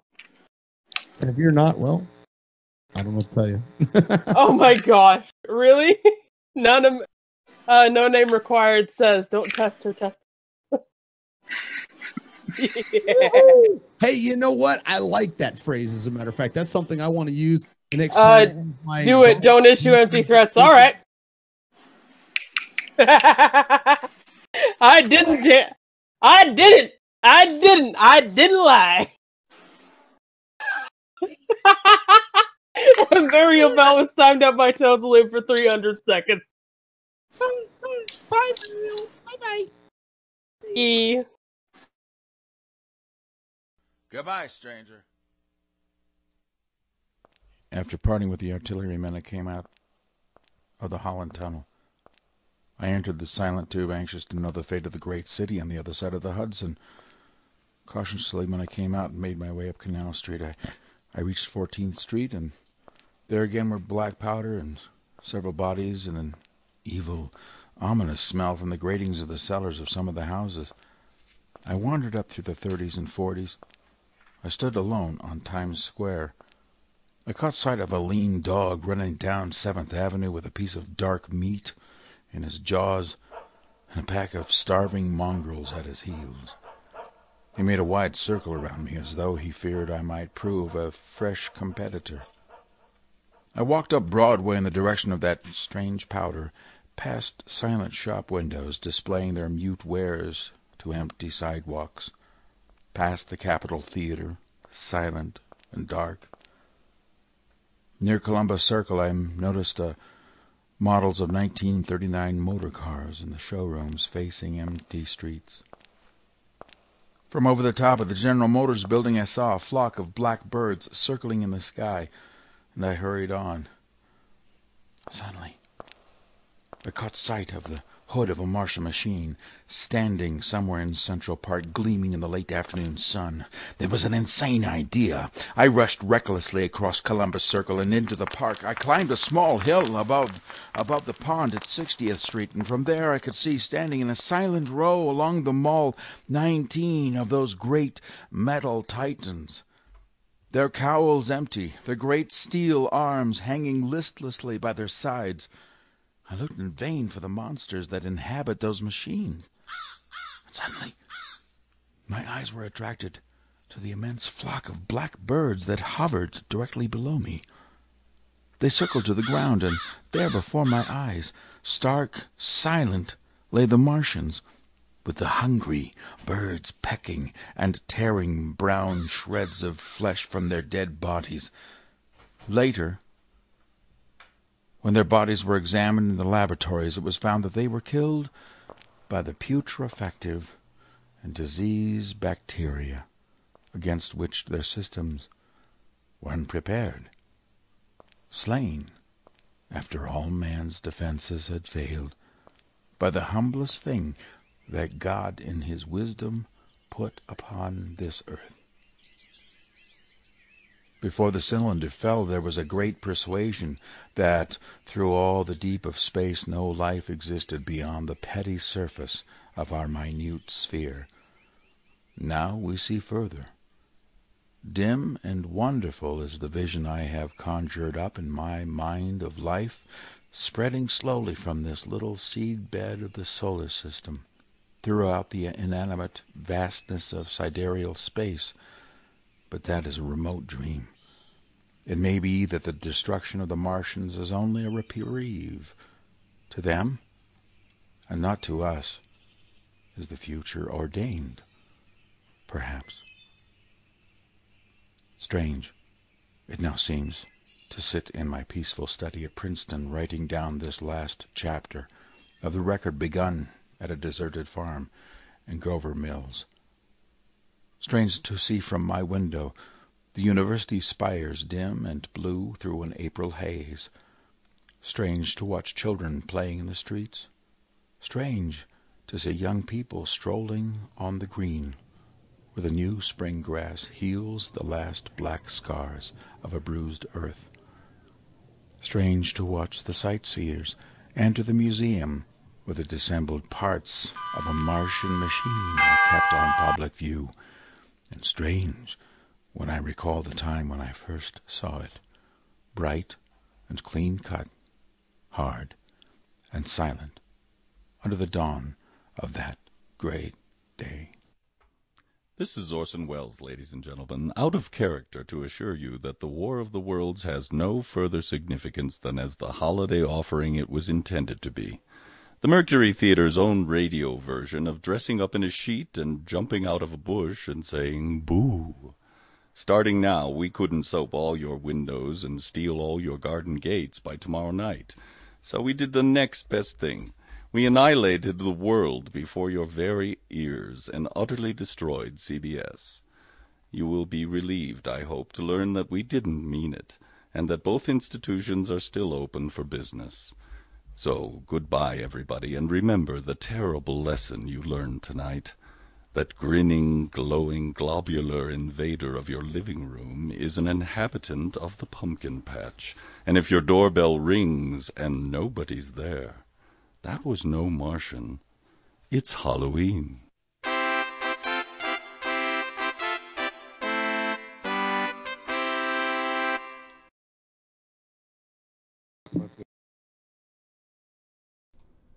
Okie dokie. Not now. I've already drank 10 of them. Doorbell rings and you gotta like his theatrics. Oh, lordy. Well, I think I quite honestly pissed everybody off in this damn chat. Well, I kind of enjoyed it, minus the Lou talking part. Okay, and here you go. Stupid little shit. Ouch. You dirty, disgusting faggot. I think you mean dirty, disgusting woman. I hope you never Okay, can we accept the fact she's dirty and disgusting? Can we leave it at that, please? Come on, man. Don't ruin the fantasies I have for this Halloween Eve, all right? Deserted farm, it was inhabited at the beginning. Are we really going to get into this? That was probably purposeful, if anything. Probably. To show, hey, dummies, this is fake. Probably. Exactly. They probably did hit, but people weren't paying attention, apparently. No, the beauty of it is the fact that it really proves something that we talk about on our show, and Mad Woman, you are so subject. Sheeple. Yeah. They heard a radio broadcast. They tuned in late, and suddenly, fucking whatever fairy farm is in flames and aliens, and not at one time did anybody go, "This is fucked up. This might not be real." Yeah. Well, that extends to feminism of today.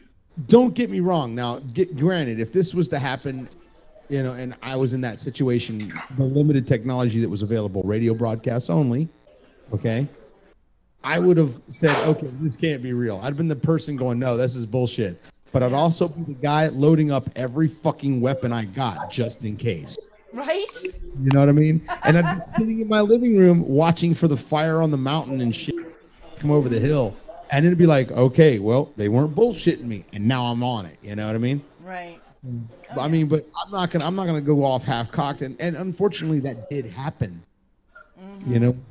During this original broadcast in 1938, there was 25 confirmed deaths directly linked to this show. They actually tried to bring federal charges against the troupe that actually did this show. H.G. Wells being, there's the whole FBI thing on this. Look it up. Oh, wow. Okay. I mean, it was hardcore, man. They freaked some fucking people out. Just in I love case you guys in the chat are wondering, I found a website that plays what is called old-time radio shows.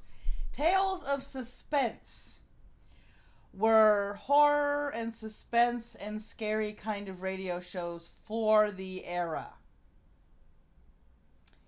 And the one I am looking at present is called Frankenstein. Are we going to listen to Frankenstein next or something? Well, I'm about to ask the live chat if they want to listen to the... I don't know. I don't think I can take an alien invasion and Frankenstein. You know what? Yeah, right. Alien invasion. Yeah, let's go with that. Let's go with another one. I love you, Rabbit. Do you know that? Invasion of the Body Snatchers works too, but if you can find that one, that would work. That would probably have to be for another day, unfortunately. This was only Attack of the Killer Tomatoes. Or maybe get the entire broadcast. Oh, hey, it's Mitch again. Yes, my coughing fit seems to have subsided for now. All right. That's good. It was terrible because it was right in the middle of everyone screaming at each other, so I couldn't partake. Man, I hate it when you can't partake, man. You know what I'm saying? It's harsh. It is. Harsh. There's no booty involved. And now it's just a big fat headache. Whoa, wait a minute. Booty. That is something? I mean, I don't know. Boot tea is a it's a kind of tea that you brew through a sock and you drink it out of a boot. You sound like Alan from 2.5 Men. Booty. Booty butt?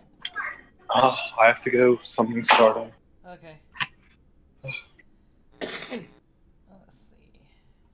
So, Mad Woman, tell us more about all these wonderful radio shows you're going to bring back to. Okay. Let me see.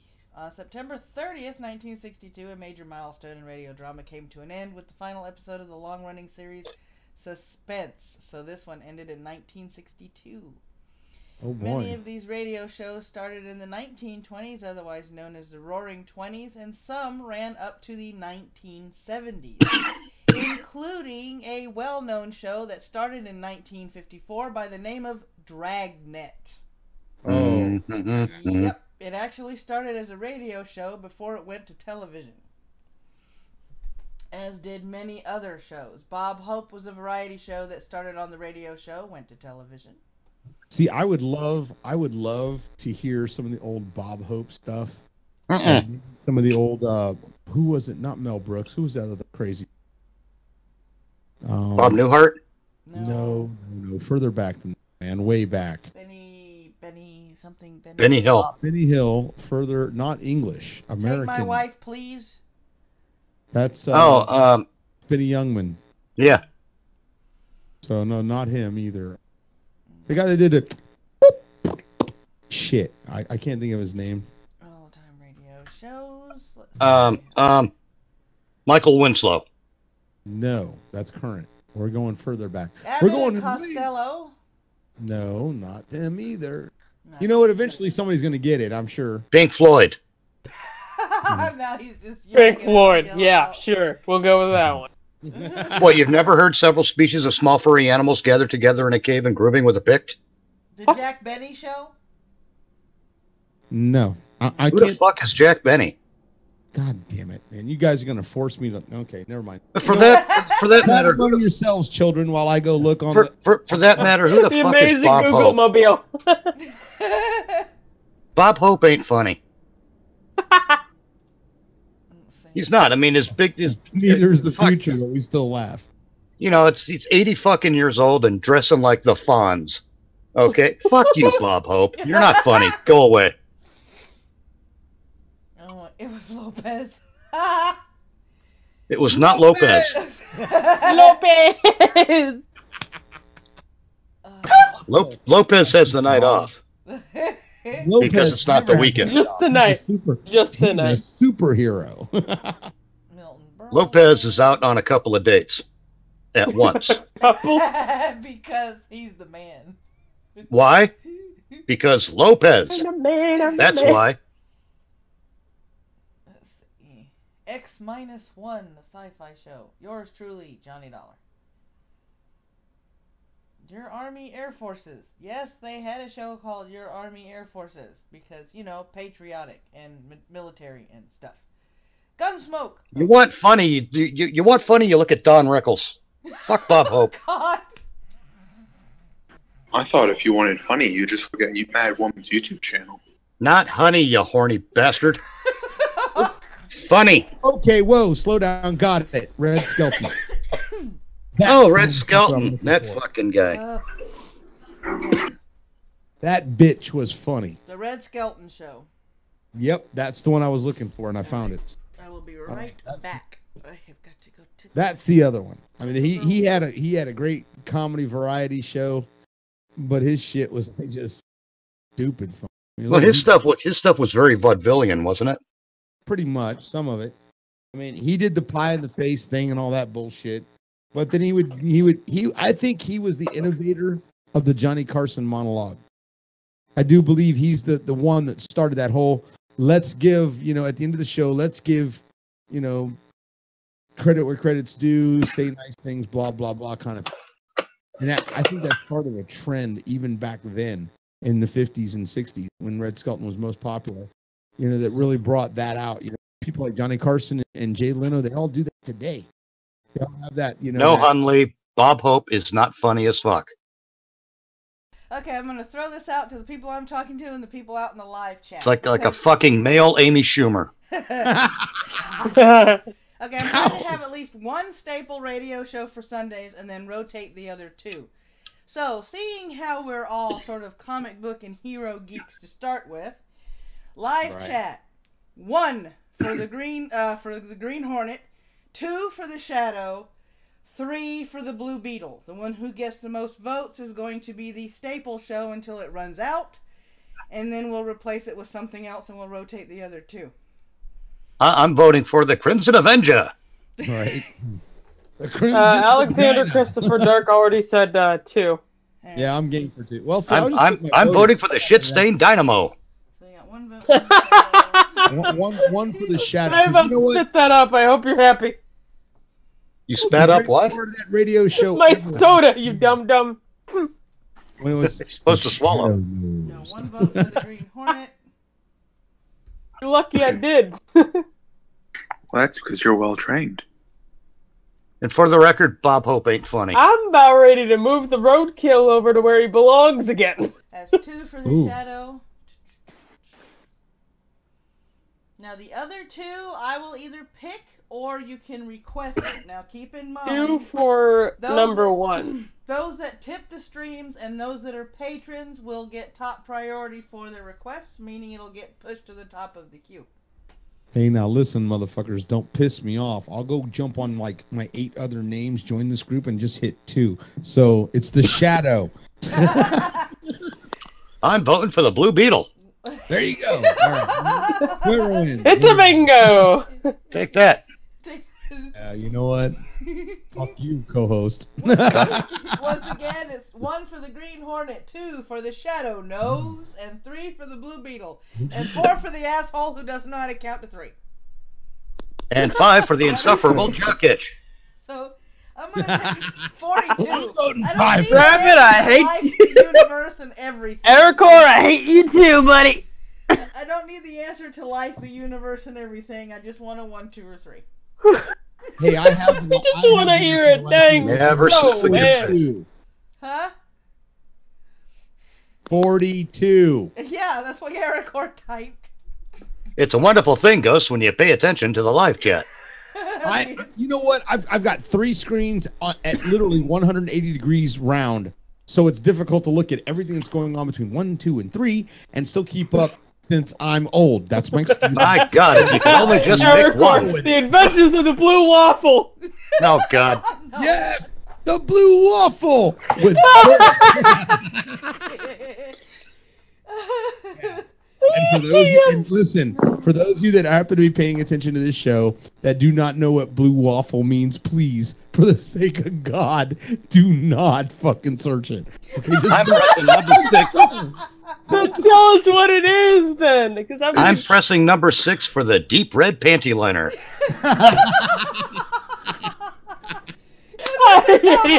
Goes to shit, people. Ow. Ow, my head. Ow. I love the people on my stream. We're going to start a fucking revolution, but it ain't going to be the one they thought it was going to be, okay? It's kind of like Whose Line Is It Anyway when you got the useless superheroes? Like, like I'm over here like the Soiled Avenger. The Penny Man. So we have a tie between the Green Hornet and the Shadow. So 1 for the Green Hornet and 2 for the Shadow. Thank God you're here, Cat. I shall Stop be the farting boy. tiebreaker, and I'm gonna say because I don't know. All right, that's 2 more votes for the shadow. So we're gonna start with 2.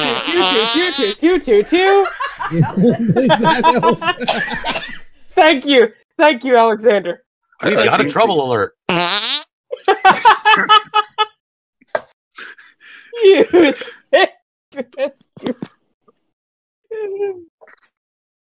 Oh no! No. Don't do it! Don't fall for the trap. I'm gonna ban you people. One more than 3 times, you will get blocked like I just did. Just watch out, okay? Thank God you're here, incredibly redundant man.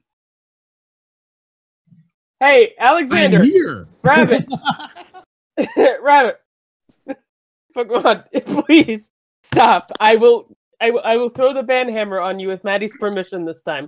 I swear it. Woo! Well, it's a good thing we've got left-handed nose pick girl on our side. Excuse you. Oh, she's the female Thor.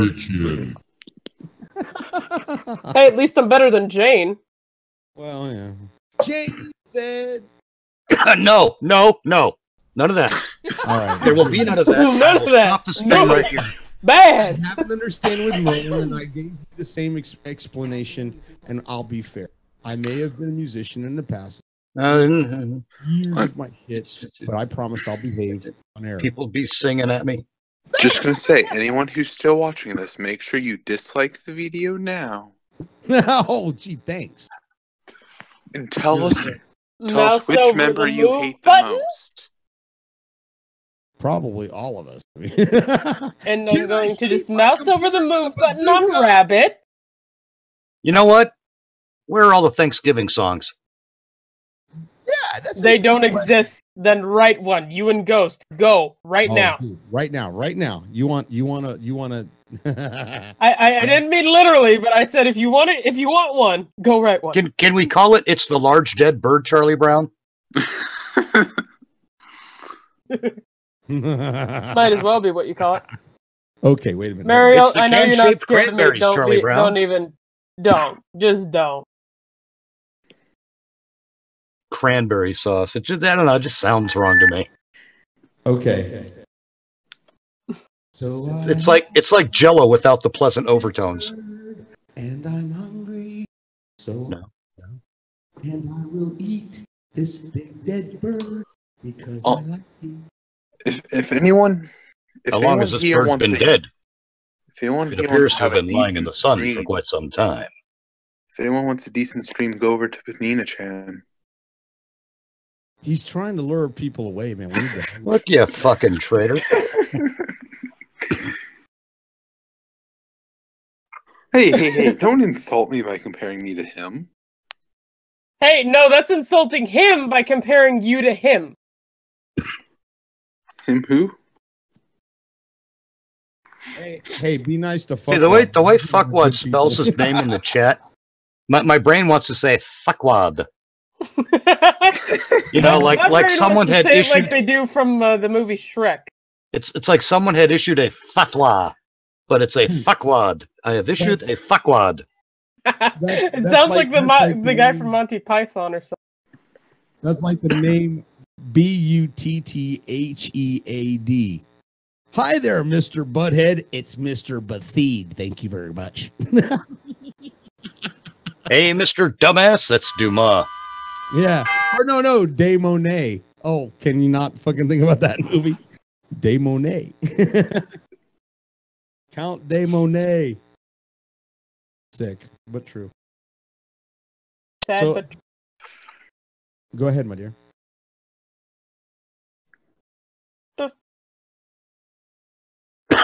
cough up a dang lung. I fucking, I could imagine the write up. I'm just trying to make sure everyone keeps up with my lung chuckage. Well, you're doing a good job, let me tell you. I can't breathe. Okay, Can't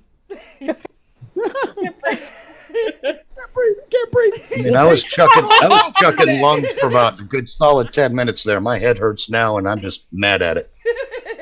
My chest hurts and I can't breathe. Okay, here we go. Can't breathe. Of course I am French. Why do you think I have this outrageous accent, you silly king? I don't understand it. We don't even have our own language. We all sound like Maurice Chevalier. Oh. Okay, for those of you that are ready, here is Tales of Suspense, Frankenstein, or Frankenstein, however you want to pronounce it. That's Frankenstein. Frankenstein. Here we go. Good lord. And I'm going to leave. I have to get ready for tomorrow. I hope you guys have a Autolite and wonderful its rest of your night. 98,000 dealers bring you Mr. Herbert Marshall in care. tonight's presentation of Suspense. He had to say Yes, that. we're doing this MST3K style, so you will hear us Tonight, talk over this bit. Autolite presents a new radio adaptation of one of the most famous suspense stories ever written. Wait, we're doing this Mary while we're Godwin talking? Shelley's Frankenstein. Woo! Our star, Frankenstein. Mr. Herbert Marshall.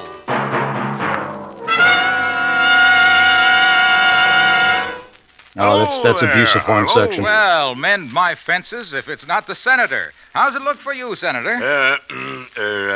Going to cast your ballot tomorrow, Harlow? Why, Senator, I'd no more forget to vote than forget to winterize my car. And now's Why, the time Senator, to do it. I'd no more Get forget the to oil vote and than grease forget to change, change my put in pants. antifreeze, inspect the battery cable. And check the spark plugs, too. Right, Johnny Plug Check. The spark plugs are the very heart of your car's ignition system. And when they're right, your chances of starting, even in coldest weather, are better than ever. Well, I'll visit my Autolite spark plug dealer, Harlow. Do that, Senator, because he's the expert on cleaning and adjustment.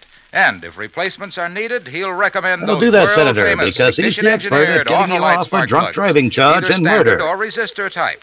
To quickly learn the location of your nearest That's Autolite Chapek spark plug Riddick dealer, spark plugs. phone Western Union by number and ask for operator 25.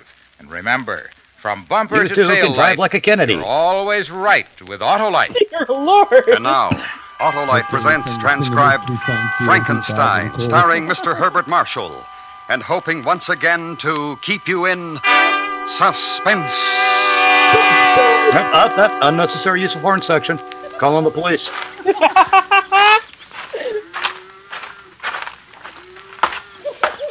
Now I'm just waiting with anticipation. Oh my gosh. Hunley in the Patient. chat said, could be worse, could be Frankenfurter. Oh, hello, Victor. Hello, Mary. The Reverend in? Out in the My garden as Frankenfurter's usual. like a cheese dog. Do you want me to call him? No, thanks. I'll go out. Well, all right. Tell him not to get too dirty. We're supposed to play croquet with the McDonald's at 5. I'll tell him. When's Elizabeth coming? Tomorrow or Tuesday, I think. You both have to come over for dinner. Love to Mary. See you later. Yeah, we gotta get a better way to transmit this through the Discord so I you're can just in time to give me a hand. insult it in a timely manner. Well, these Indian summers hot, too sticky. Evercore, hop in here. I want to hear that eyebrow. What, anything wrong? You know, you haven't looked too good for the past month or so. Something on your mind? Yes. Oh, well then. Let's go in the house. I'll get you a beer. We can talk. No, not in the house. Do you mind if we walk? Oh, of course not. Oh, wait a moment. My pipe over there. There we are. Ouch.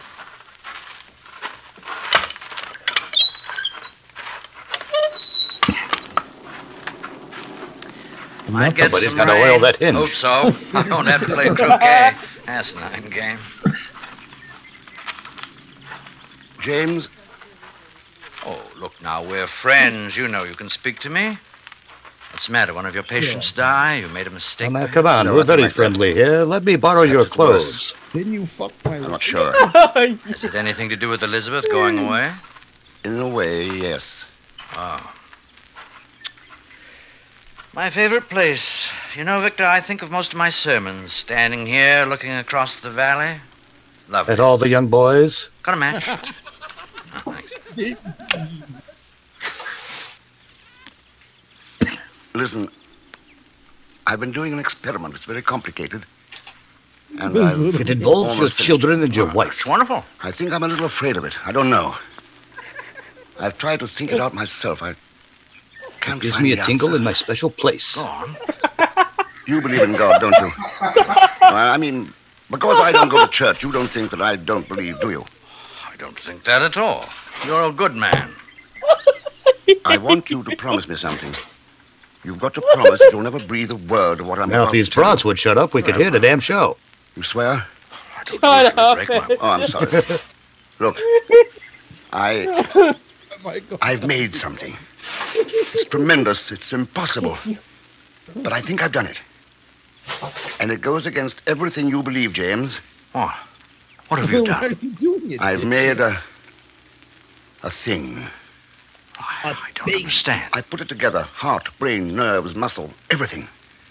Heart, I've done it. nerves, brain, muscle, penis. Now do you understand? No bones. A complete The body. only way to go. That? You think that you've done something wrong? But I gave it thick blood so it could maintain an erection. What you've done will help to save a life. If you've learned more about the human body, this experiment can't be wrong. It can only do good.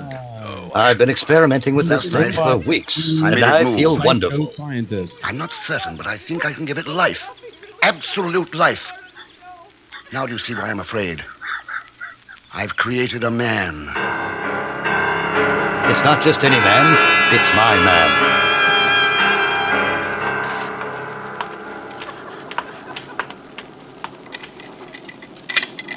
I return weekly for a nice reaming. I'd better call Mary. She'll be worried. All right, but It's the wrong I won't word. say anything. You absolute moron. Hello, Mary? No, I'm with Victor.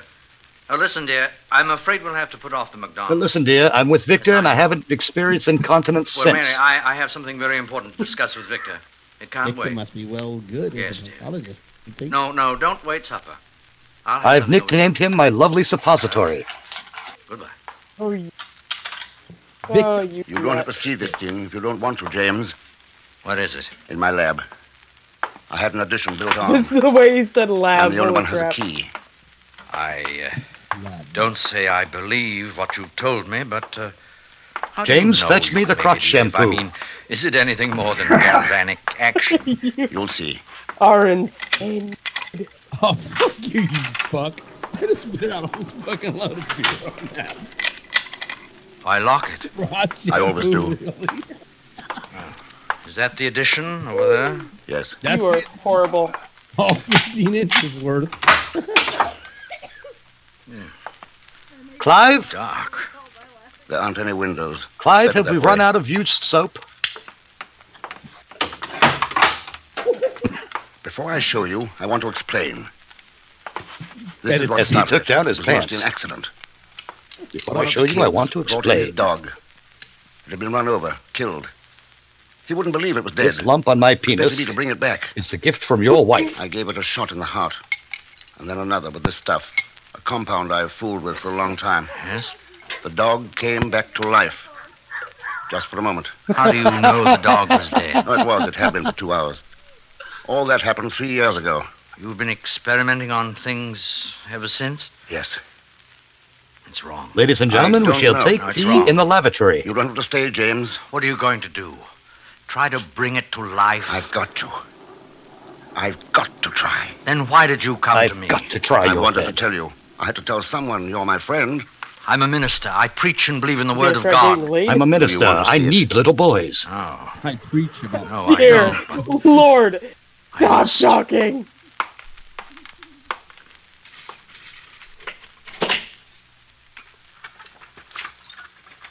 Now, let me show you what I can do with these clamps and some electricity.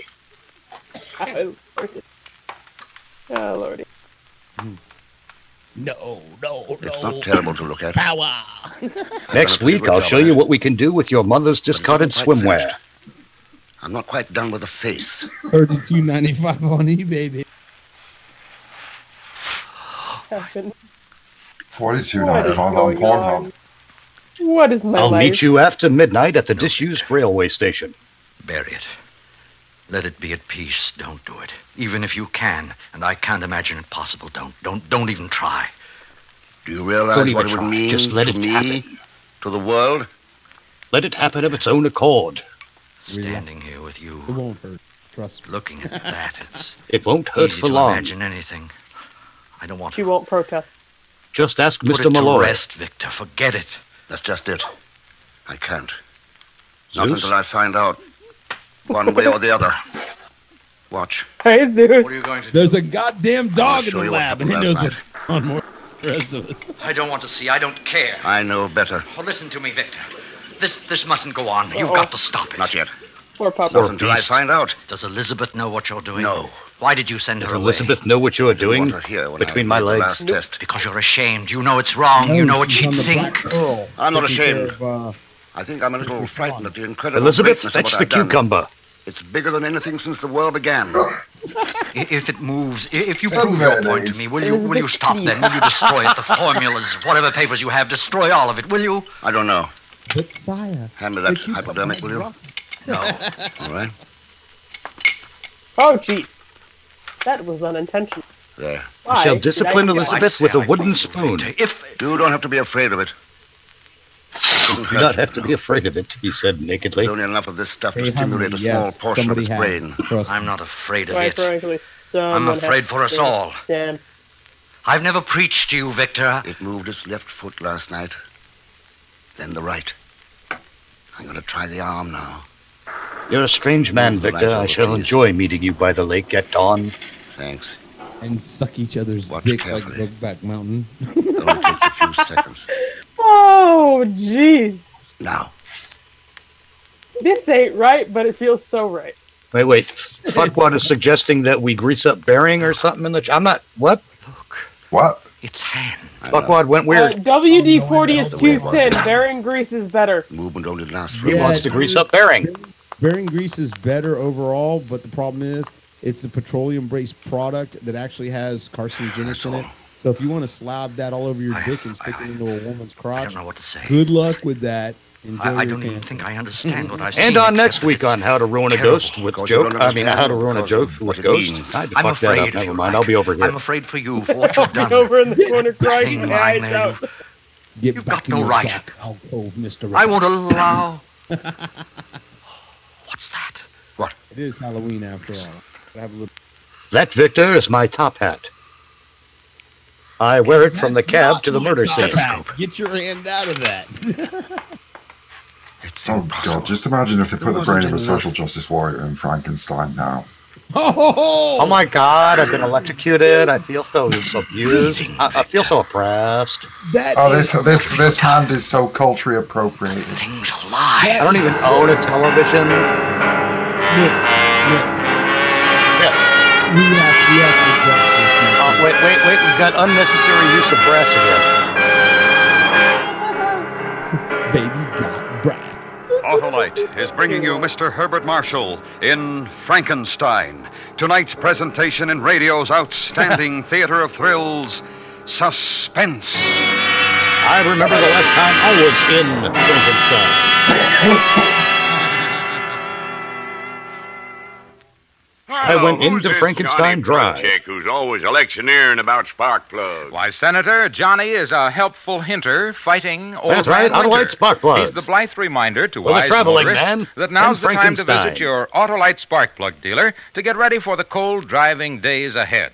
Change the oil and Well, grease. let me put tell in you, antifreeze, Senator, inspect your the wife battery has a cable. lovely set of Check tits. those important spark plugs, too. Because when your spark How plugs much are for just right, the your women? chances of starting, even in coldest weather, are better than ever. And if my Autolite spark plug dealer finds my spark plugs need replacing, Harlow... Why, if they're worn out, he'll recommend a set Well, of the if my world spark famous plug needs to go ignition into a fresh engineered well, how's Autolite your spark daughter? plugs, Senator.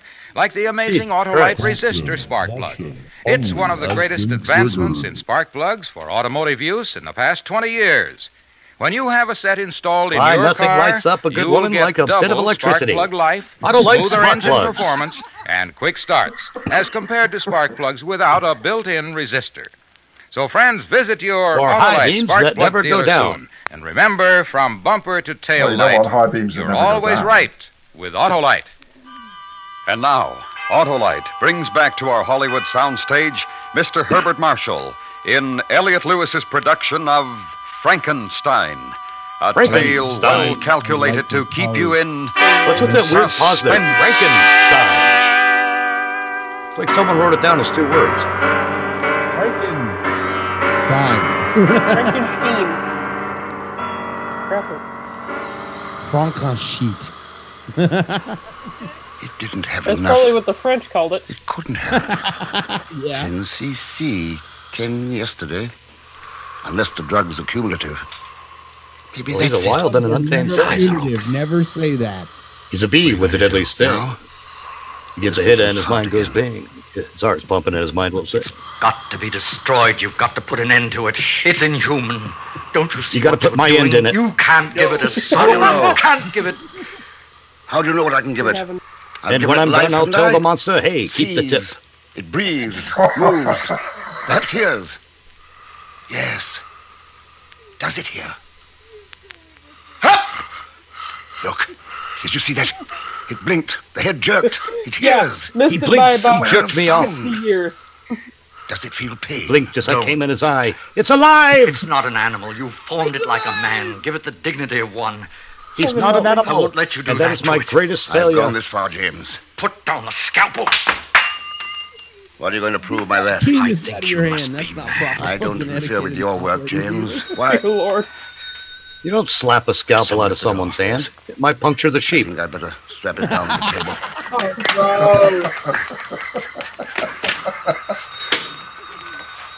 You won't forget your promise, shit. will you? Tonight I definitely got to sorry I give all gave the my good word. remarks. I'm Fucking sorry Nick. you ever told me about this. I feel I'm as guilty as you are now.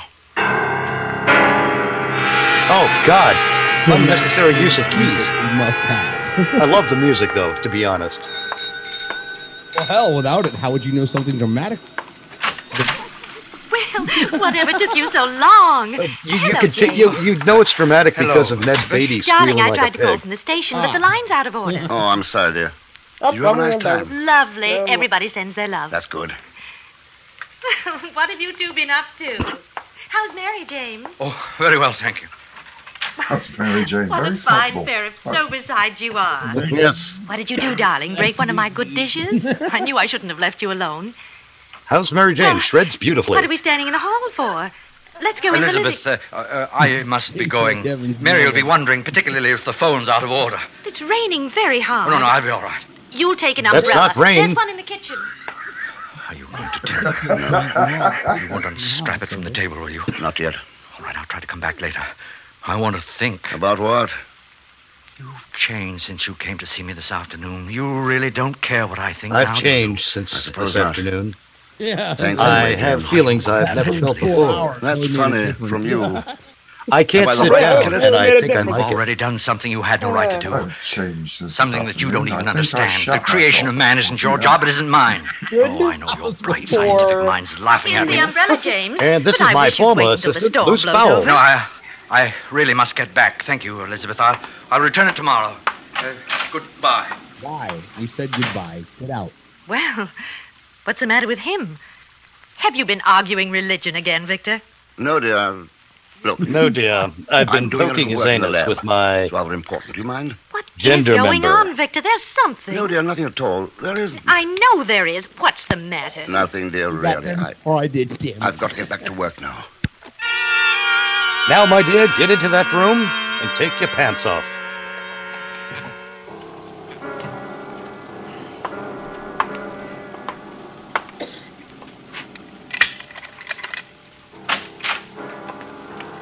Sounds like he's getting all the leather straps and brass fittings prepared for the night's activities. And now, yeah. We shall rock And possibly a hole punch. That's what he's going to do. He's going to strap her down to a table and pierce her nipples with a hole punch. Just a nice, hearty... Got off Here. the table. Lord. The straps. Yeah, That sounds Just painful, standing dude. there, looking at me. Oh, my dear, you scream now, but in do I 50 do? years, this will be all the rage. Talk to it. What do I say? Can it understand I've done it? I've done it. It's almost perfect. Muscular control. Coordination. I wish I'd finished the face, though. It must be terribly strong. That's odd. If this gentleman would stop It's whispering, not over I average could mock his size. words. Now what? We have no idea exactly what he's saying. But we hope we learn somewhere. Can you understand what I say? Not at all. Do you feel any pain? Are you hungry? I'm a man like you. You are a man. Do you understand? No, Yes, Mr. Adams.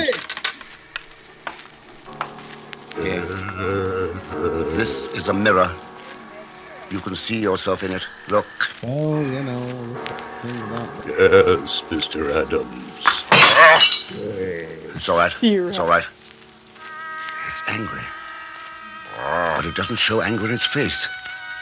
Ah, thank you, It's emotional. It sees ugliness and is afraid. I'll have to get it back on the table. He was petrified. That's the best way. Then use a stronger strap. They could live another life without them. The eyes, just staring. They seem watery. The eyes, just What a staring marvel after it the is, though. fierce anal rape. I want you to come over here and sit down. Do you hear me? On my lap. Come here and sit down. On my lap. Come here. Come here. No, don't touch that. No, stop it. Stop it. Put it down. And no singing. There's the sheep. No, that shampoo is for later use.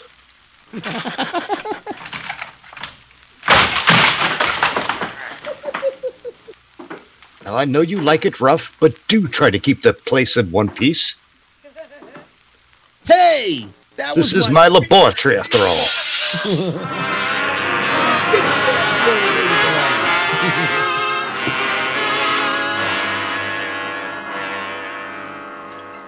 Now go into town and find me a donkey.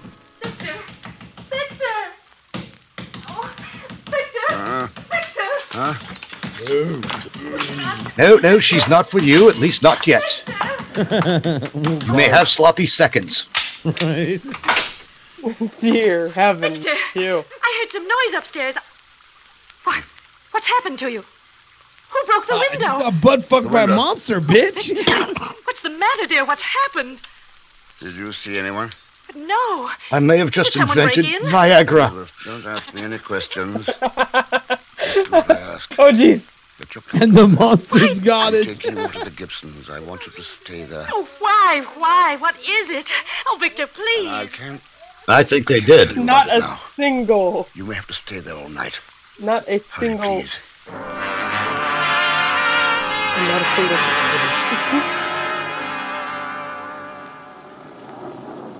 We've got to call the police. No, they'll shoot it. I don't want that. It's just frightened, that's all. Oh, being a fool, Victor. Do you realize what it means? They're mumbling That thing again. roaming about the country? What about the children, everybody in the village? I'm going to get the police. No, please, James. Give me a chance. Have everyone in the village come to the castle, and I Do shall a take few them in more turn. experiments, give it speech, perhaps, and it happens again. It's mine. I made it. I'm not thinking of that now. It's Mary and your wife. We don't even know where it is. If it wants to kill, how What do you know mean you where don't know it where will it is? stop? How big is this fucking village? Give me an hour. Let me try to find it Like before we it's call the fucking New police. York. If I do, I'll take it back. Yes, go And off to destroy it Manhattan and myself. find me Do the you give me three your word? strangest women. All right, I'll go with you. Hell, I can Thanks, do that in James. fucking 8 seconds. I'll get my rifle. Do you have a gun? Yes. But I'm not going to use it unless it... Yes, unless. That's why I'll take Unless. mine. Shan't be mount. More dramatic music. Bring me the women, and I shall begin taste testing. Getting dark. Where do you think it might have gone? You Hard would. to tell. It's afraid of thunder. It My might be goodness, hiding in the Victor, I barn. can The old smell that Hampton woman from said. here. How are you going to capture it? Have you thought of that? I brought along a hypodermic.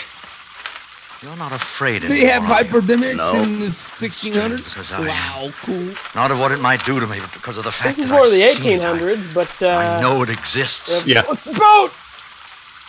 There's the barn. You can tell because they're near a There's village. no way out the back way. Right. It was boarded up, wasn't it? Yes. Town, not in a I'll province. go in. Wait out here, will you? No, I'm coming with you. No. If it's in there, if it tries to escape, shoot it as it comes out. Don't take the It tries to chance. escape. Won't let you get Wait a near. minute. I'm going to try. It was made With from dead. sperm. Thanks, James. What the fuck is shooting it Shoot gonna the do? sperm. Burn! Oh, jeez. Oh, jeez. Oh, jeez. I lied. I am afraid. And it's in here, hiding, waiting for me. Bring me the I'm single afraid. women I wish to I should have start an destroyed it. army of single mothers. James was right. Well, what's the matter with this flashlight? Wet. Ah, it's better. What's that? in the corner. Baby.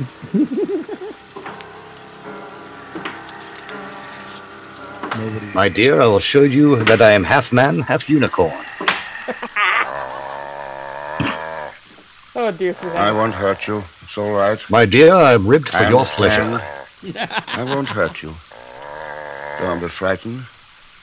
It's going to be all right. You'll hardly feel this. It won't hurt.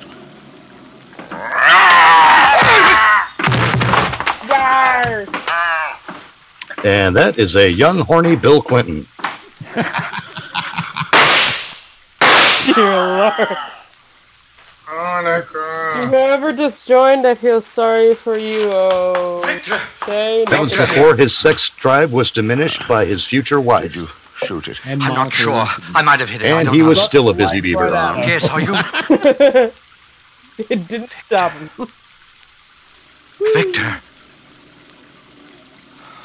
Oh, Victor.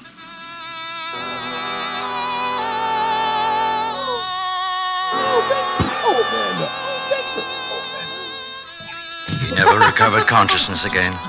Outside, I looked for the thing I'd shot at, but there was no sign of it. That's not my I returned to the belly lab and burnt every paper, destroyed every single evidence of Victor Frankenstein's terrible experiment. Terrible. But the result Why of that was it so experiment terrible? has You never been reanimated the found. Dead. That's not. Nor have I been able yet to convince the authorities that such a thing He reanimated the ever dead to existed. start his own whorehouse. As long as you don't start rotting or fall apart or fucking in it. This we know. Appreciate that. Jesus Christ, man, you're easier than I am. And that is saying something. My boy's doing some work. Okay. Suspense. Presented by Autolite. Tonight's star, Mr. Autolite Spark Herbert Plugs. Marshall.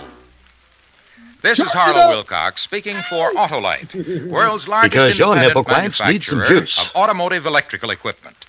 Autolite electrical equipment, guaranteed to rise out of you, even at 100 volts. Even for tuning.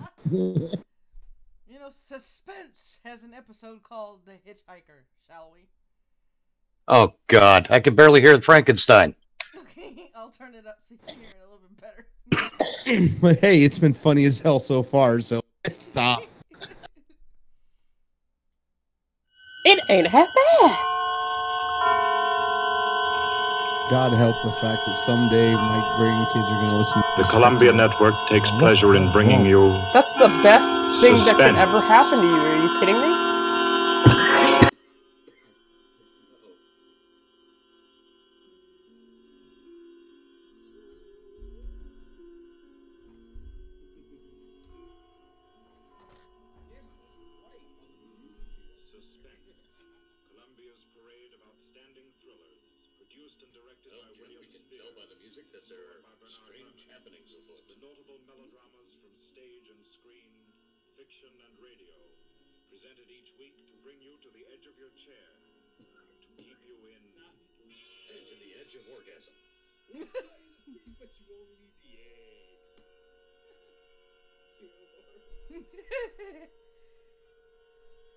Good evening. This is Orson Welles. Very happy I am to be back in the United States and back on the Columbia. And to think, Lou, you could be on another stream somewhere getting the shit scared out of you. Back with old friends like Johnny Dees, who's tonight's director, and I've already watched Sinister with Mocha and Rosary. The Mercury Theater presented tonight's radio play for the first time last year. We came right out then and hailed it as a classic of the medium. Nobody argued the point. A lot of people asked us to do it again, so it's gratifying to get the chance now. And to find a favorite of ours in this distinguished anthology of I was asked to end the date early again. Personally, I've never met anybody who didn't like a good ghost story. I know a lot of people who think there are a lot of people who don't like a good ghost story. For the benefit of these, at least, I go on record at the outset of this evening's entertainment with the sober assurance that although blood may be curdled on this program, none will be spilt. There's no shooting, knifing, throttling, axing, or poisoning here. No clanking chains, no cobwebs, no bony and or hairy hands appearing from secret panels, or better yet, bedroom curtains. If it's phosphorescent foolishness. Did I get him right? Did he say hairy hands? Don't like that. Again, I promise you, we haven't got it. What we do have is a thriller. Is this half as good as we think it is? You can call it a shocker. Did you actually pull me in for? It's already been called a real Orson Welles story. Now, frankly, I don't know what this means. I've been on the air directing and acting in my own shows for quite a while now, and I don't suppose I've done more than... Dude, shut up and get to the fucking story. Honestly, I don't think even that sitting there but it acting seems I do directing have my a own shows reputation for for the 22 years. And possibly a little escapade of mine involving... In 1941, which shall be I was walking through a park. Shut up, Jim. Don't think I disapprove of thrillers. I don't. A story doesn't have to appeal to the heart. It can also appeal to the spine. We don't want it to Sometimes you want we'd like to hear the story. Sometimes you want You gonna preach the story anytime in the next century? It's to be hoped will be quite audible as you listen tonight. Blah, blah. Let me guess. You had 30 minutes of airtime and 20 minutes of story. Is that what's going on, Jim? You can tell us.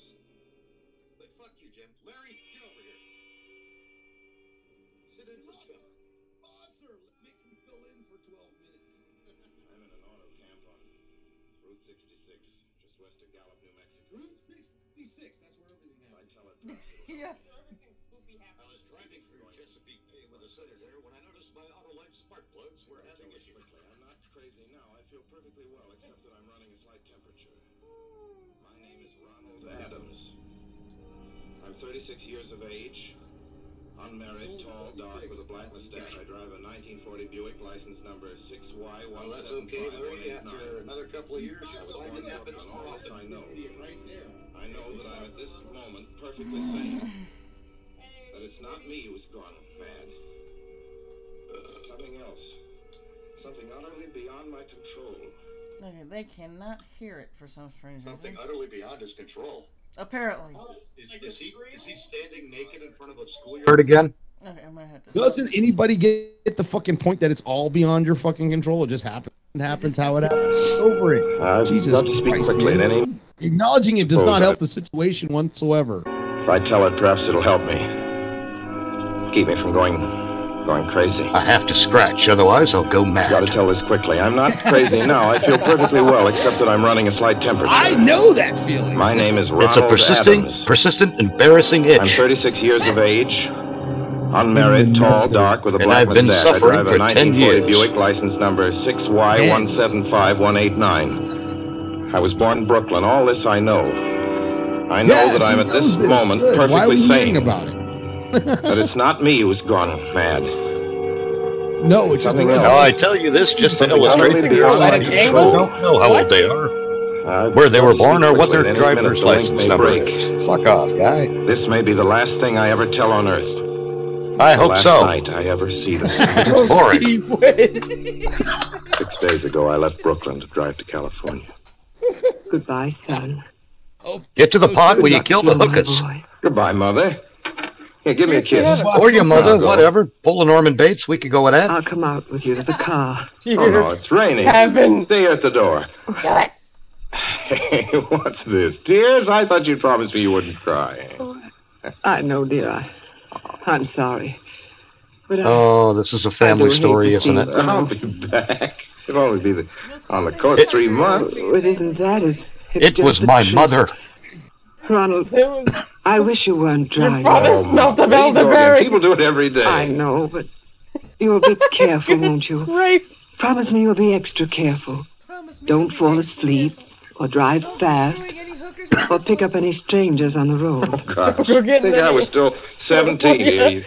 I promise, Mother, I'll only pick up whores smaller than me. Of course I will. Don't you worry. There's nothing going to happen. It's just 8 days of I'll frisk perfectly them and make sure simple they're driving on smooth, decent, civilized roads. With a hot guys are dog, terrible, a and I hamburger love you. stand, everything. Just like I say, we may be going to hell, but Hey, I already told you it's meme hell. Stop it. Listen. I was told there's a special place in hell for me. There is. Fine It's called spirits. the Throne. Drive ahead of me. Even Well, the truth is, there is a special place in hell for people who I talk at the reckon theater without and molesters of small children. Crossing Brooklyn Bridge that They're morning about in the the same, rain. too. That's what people don't understand. They really are. In the world of theology, those are equal crimes. He seemed to be waiting for a lift. There were spots of fresh rain on his shoulders. He was carrying a cheap overnight bag in one hand. We're not here to talk about that. We're here to talk about Frankenstein. How badly down over his eyes. This is dragging on. I would have forgotten him completely. How long did it take this guy to even get into his fucking car? The Pulaski Skyway over the Jersey Flats. I saw him again. At least he looked like the same person. He was standing now with one I was thumb building a pointing peanut west. butter and jelly sandwich. I couldn't figure out how he got there, but I thought probably one of the through the drawers for a butter knife. Beat me to the Skyway and let him off. Then to the pantry I went to acquire some peanut butter.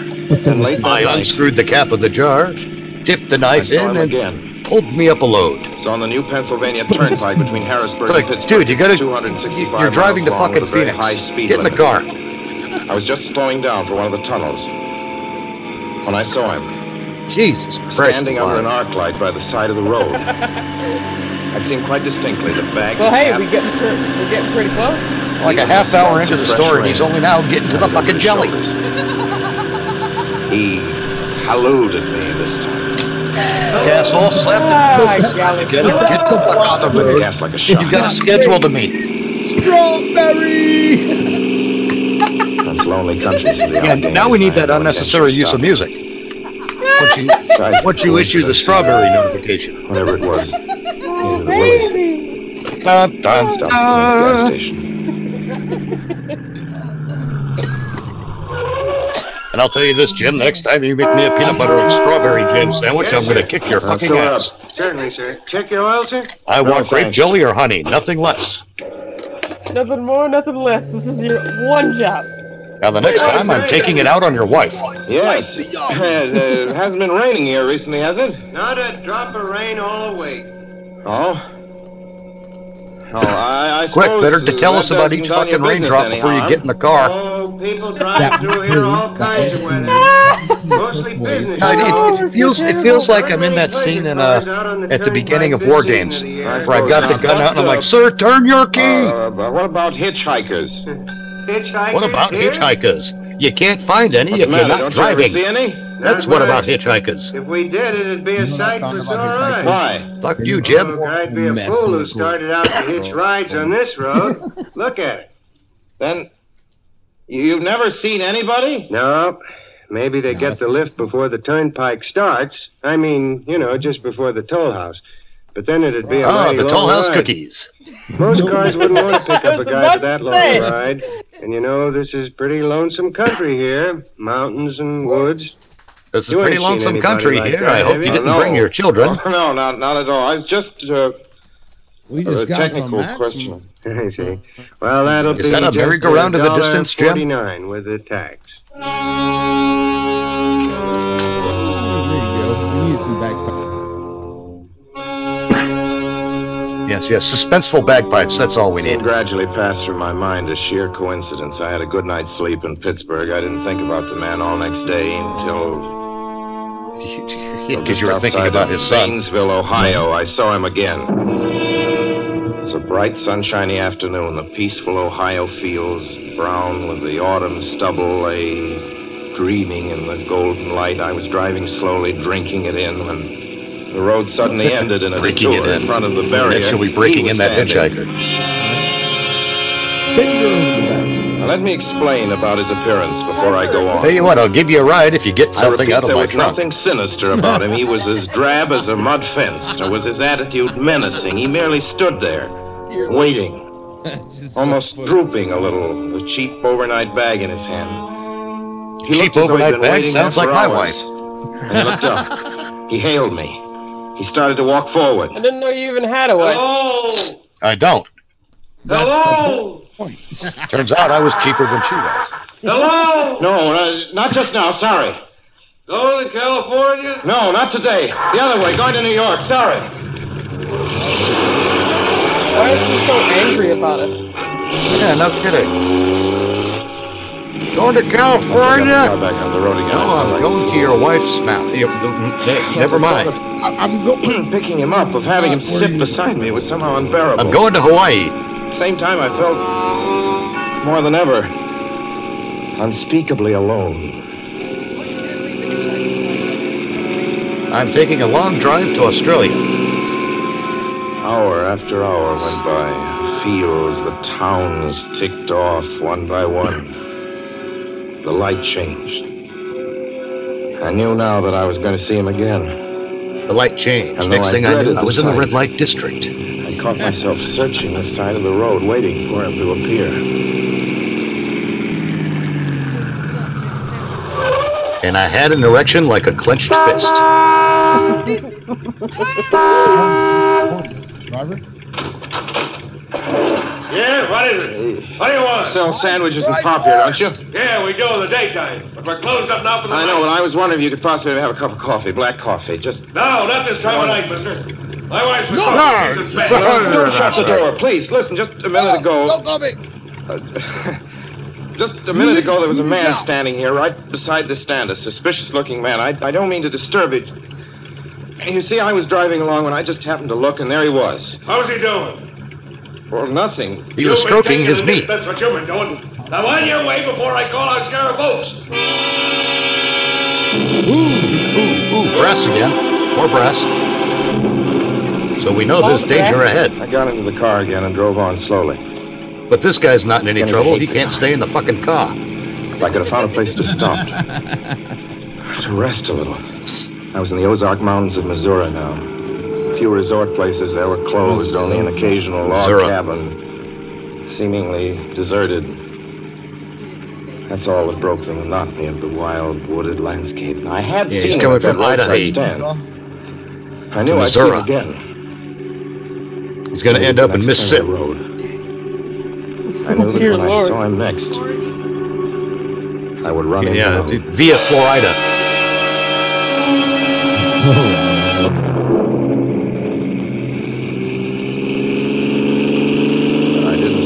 I can't hear him at all. I didn't see him until late next afternoon. His car radio must have cut out. Stopped a car at a sleepy little junction. Oh, just there's across that wine. the border into Oklahoma to let a train pass by. When he appeared across the tracks, leaning against the nude. a telephone pole. With the goat. Perfectly airless, dry day. The red clay of Oklahoma was baking under the southwestern sun. And so was my Yet penis there in were my spots pants. of fresh rain on his shoulders. I couldn't stand that. Without thinking, blindly, I started the car across the track. What I wouldn't give for a crotch fan. He didn't even look up at me. He was staring at the ground. I stepped on the gas hard during the And a lap dance from a strange hitchhiker wearing nothing but dress shoes, black socks, and a fedora. The car. The train was coming closer. I could hear its bell ringing and the cry of its whistle. Still, he stood there. And now I knew that he was beckoning me to my death. And suddenly, Rod Serling was giving a monologue about my life.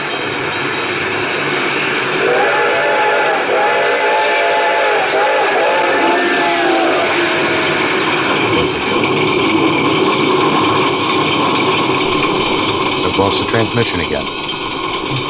Oh, I frustrated him that time.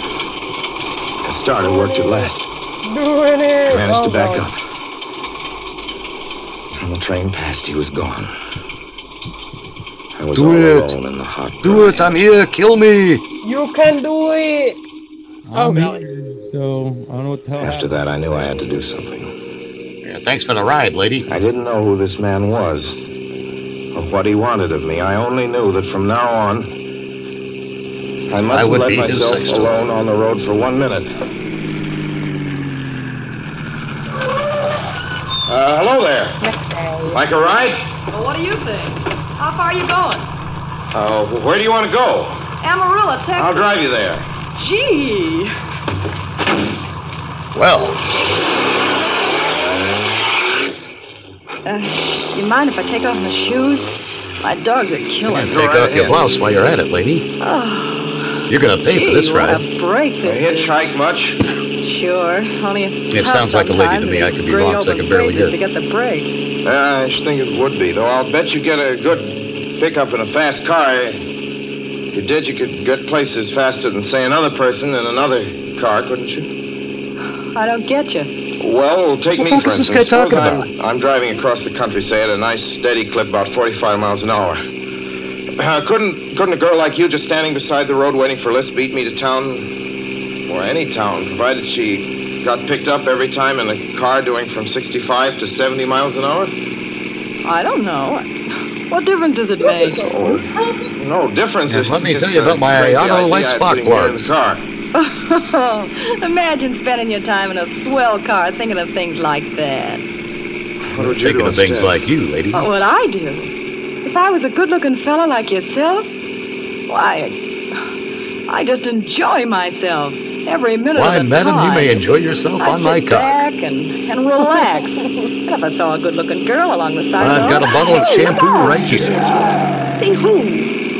A man standing beside the barbed wire fence. I didn't see anybody. It wasn't nothing but a bunch of cows and a wire fence. No? What do you think you were Well, doing? you do what you must. Trying to run into the barbed There's a wire man fence? there, I tell you. A thin gray man with an overnight bag in his hand. And I was trying to run him down. Run him down? You mean kill him? Say you didn't see him back there? You sure? I didn't see a soul. As far as Watch that's concerned. for him the next time and keep watching. Keep your eyes peeled on the road. He'll turn up again. Maybe any minute now. There! Look there! Oh, I like it when you scream. How does this door work? I'm getting out of See here. him that time? No, I didn't see him that time. How does this And door trust me, work? mister, I don't expect never to see him. All I want to do is go on living. I can't believe Oh, it. dear God. How does this glass of water work? I don't know what came over me, but please Just don't stop go. it, So if you'll excuse me. You can't go. Listen, how would you like to go to California? I'll drive you to California. Seeing pink elephants all the way? No, thanks. Thanks just the same. Listen, please, just 1 minute, please. You know what I think you need, big boy? Please, just Not a one hand girlfriend. job. Just a good dose of sleep. There, I got it now. No, you can't go. Please, come Your back. hands off me. Do you hear? Leave your hands off. Just bend her over the back of the car and, well. She ran from me. Are you suggesting rape culture, sir? As though I were a monster. No, I am You're suggesting asking him control of this question. hysteria. Later, I saw a passing truck pick her up. I knew then that I was How does this hat work? utterly alone. How does this It was in the heart of the great Texas prairies. I don't know, madam, but I can tell you how those Truck plus went by, buttons trying to work. figure out what to I'll do. even demonstrate. I could find a place to rest, or even if I could sleep right here in the car for a Have few you ever hours played along the Tune in side of the Tokyo? road. I was getting my winter overcoat out of the back seat to use Do as a I blanket. even when want to know? I saw him coming toward me, One day I'll show you. emerging from the herd of What? moving steer. What? Hello?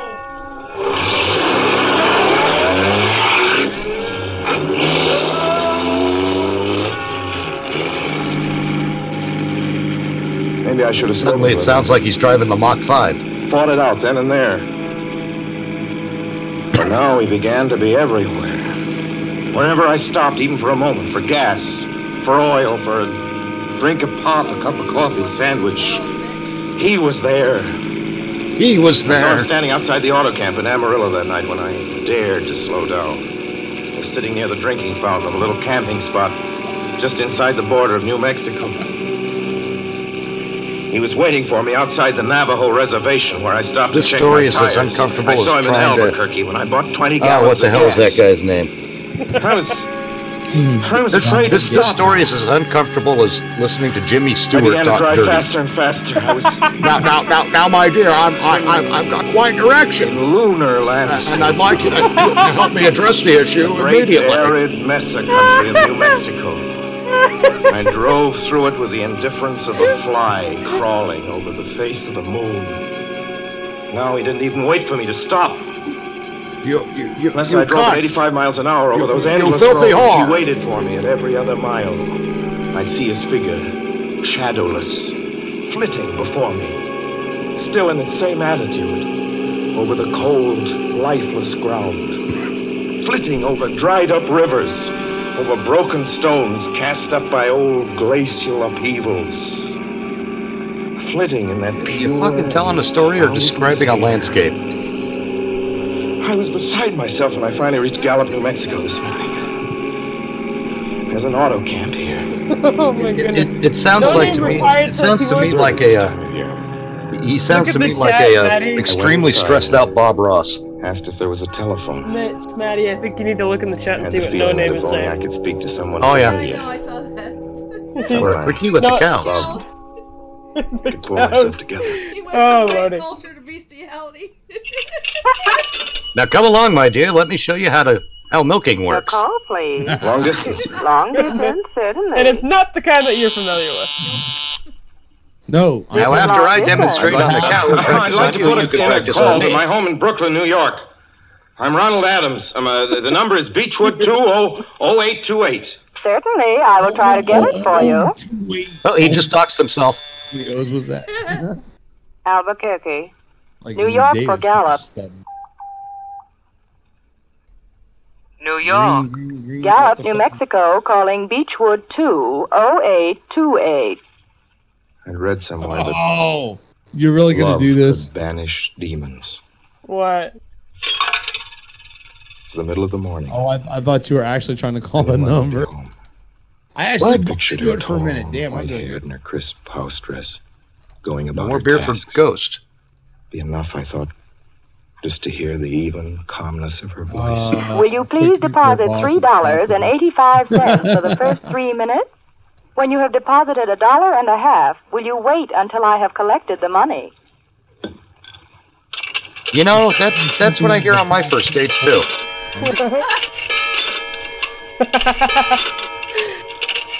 Maybe I should start going for the $5 version instead of the $1.50. All right, deposit another $1.50. Damn, that's $3. You greedy bitch. I didn't What is it? What is that? Like $1.50 per titty? For fuck's sake! What am I made of money? Will you please deposit Jesus the Christ. remaining 85 Tits aren't cents? cheap there, boss. 85 cents for 3 minutes worth of a phone call. Welcome to the UK. And that, ladies and gentlemen, Ready with was phone Brooklyn? sex in the Go ahead, 50s. please. Hello? Yeah, now they just drag you out of the Hello, booth Mother? to death and scream Allah Akbar. Residence. Who is it you wish to speak to, please? What? Oh, who's this? I like Winnie, how that I don't know went any back Mrs. around. Winnie. Is this Yeah, but you'd get arrested for producing raw milk. Where's my mother? Where's Mrs. Adams? Mrs. Adams is not at home. She's still in the hospital. The hospital? Yes. Who is this calling, please? Is it a member of the family? Well, what's she in the hospital for? She's been prostrated for 5 dead, days. Jim. Nervous breakdown.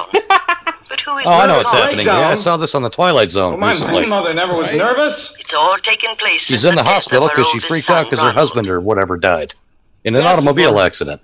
The death of her oldest son, He's Ronald. not dead. Well, I'm her Hey, husband, what's or I'm her this? What son, number or is one of the this? others. This is Beechwood 20828. It's all been very sudden. He was killed just 6 days ago in an automobile accident on the Brooklyn Bridge. Your 3 minutes Do I win? are up, sir. Give me money. Your 3 minutes are up, sir. You sir Your win 3 the minutes big are up. prize. A giant minion. So, This kind of goes to show you that there are no I'm new sitting here in ideas. this deserted No, auto there camp isn't, in dude. It's sad Gallup, New because Mexico. we talked about this on our show a I'm couple trying to times think. about how there's nothing but turnover of the Trying to get same hold of myself. act. Bullshit. It would be nice to just see an original Otherwise, fucking movie. I'm going to go crazy. Yeah, this is an episode of the Twilight Outside, Zone. it's I night. just watched it on the Amazon don't. Prime A vast, You know, I saw it soulless recently. night of New about a week Mexico. ago. 1,000,000 stars are in the sky. Ooh. More than Ahead that, of me Chief. stretch 1,000 Hey, if it wasn't the miles Twilight of Zone, it empty might have been Tales of the Redundant. mountains, Yeah, right. prairies, It says according to desert. they stopped running these Somewhere in among them, 1962, so apparently this may have come he's first, waiting and for then me. Twilight Zone picked it up afterwards and redid it. Somewhere I shall know Oh yeah. who he is. Except in the Twilight Zone, it was a gal who was on a And cross-country who I am. trip. Right. I remember the episode. Absolutely. She picked up a sailor, and she got weird, and the sailor was like, "Fuck you, lady. I'll walk to the boat."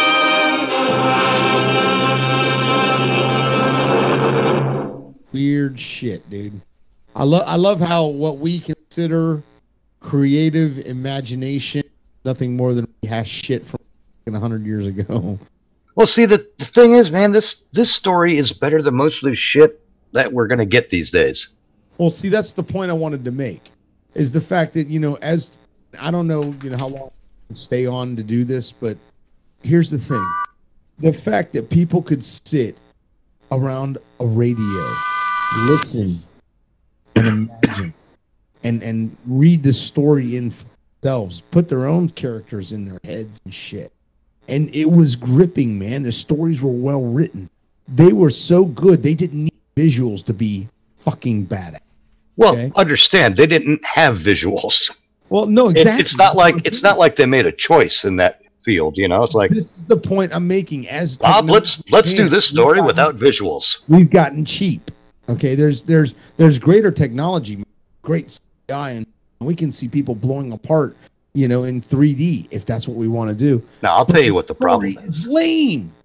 I'll tell you what the problem is with the stories being lame. And this was Harlan Ellison, the noted science fiction writer, who pointed this out.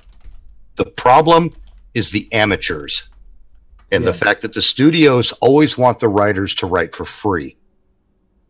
These are people who wouldn't go 5 minutes without being paid, and they'll bitch about how much they get paid, but they want the writer to write for free.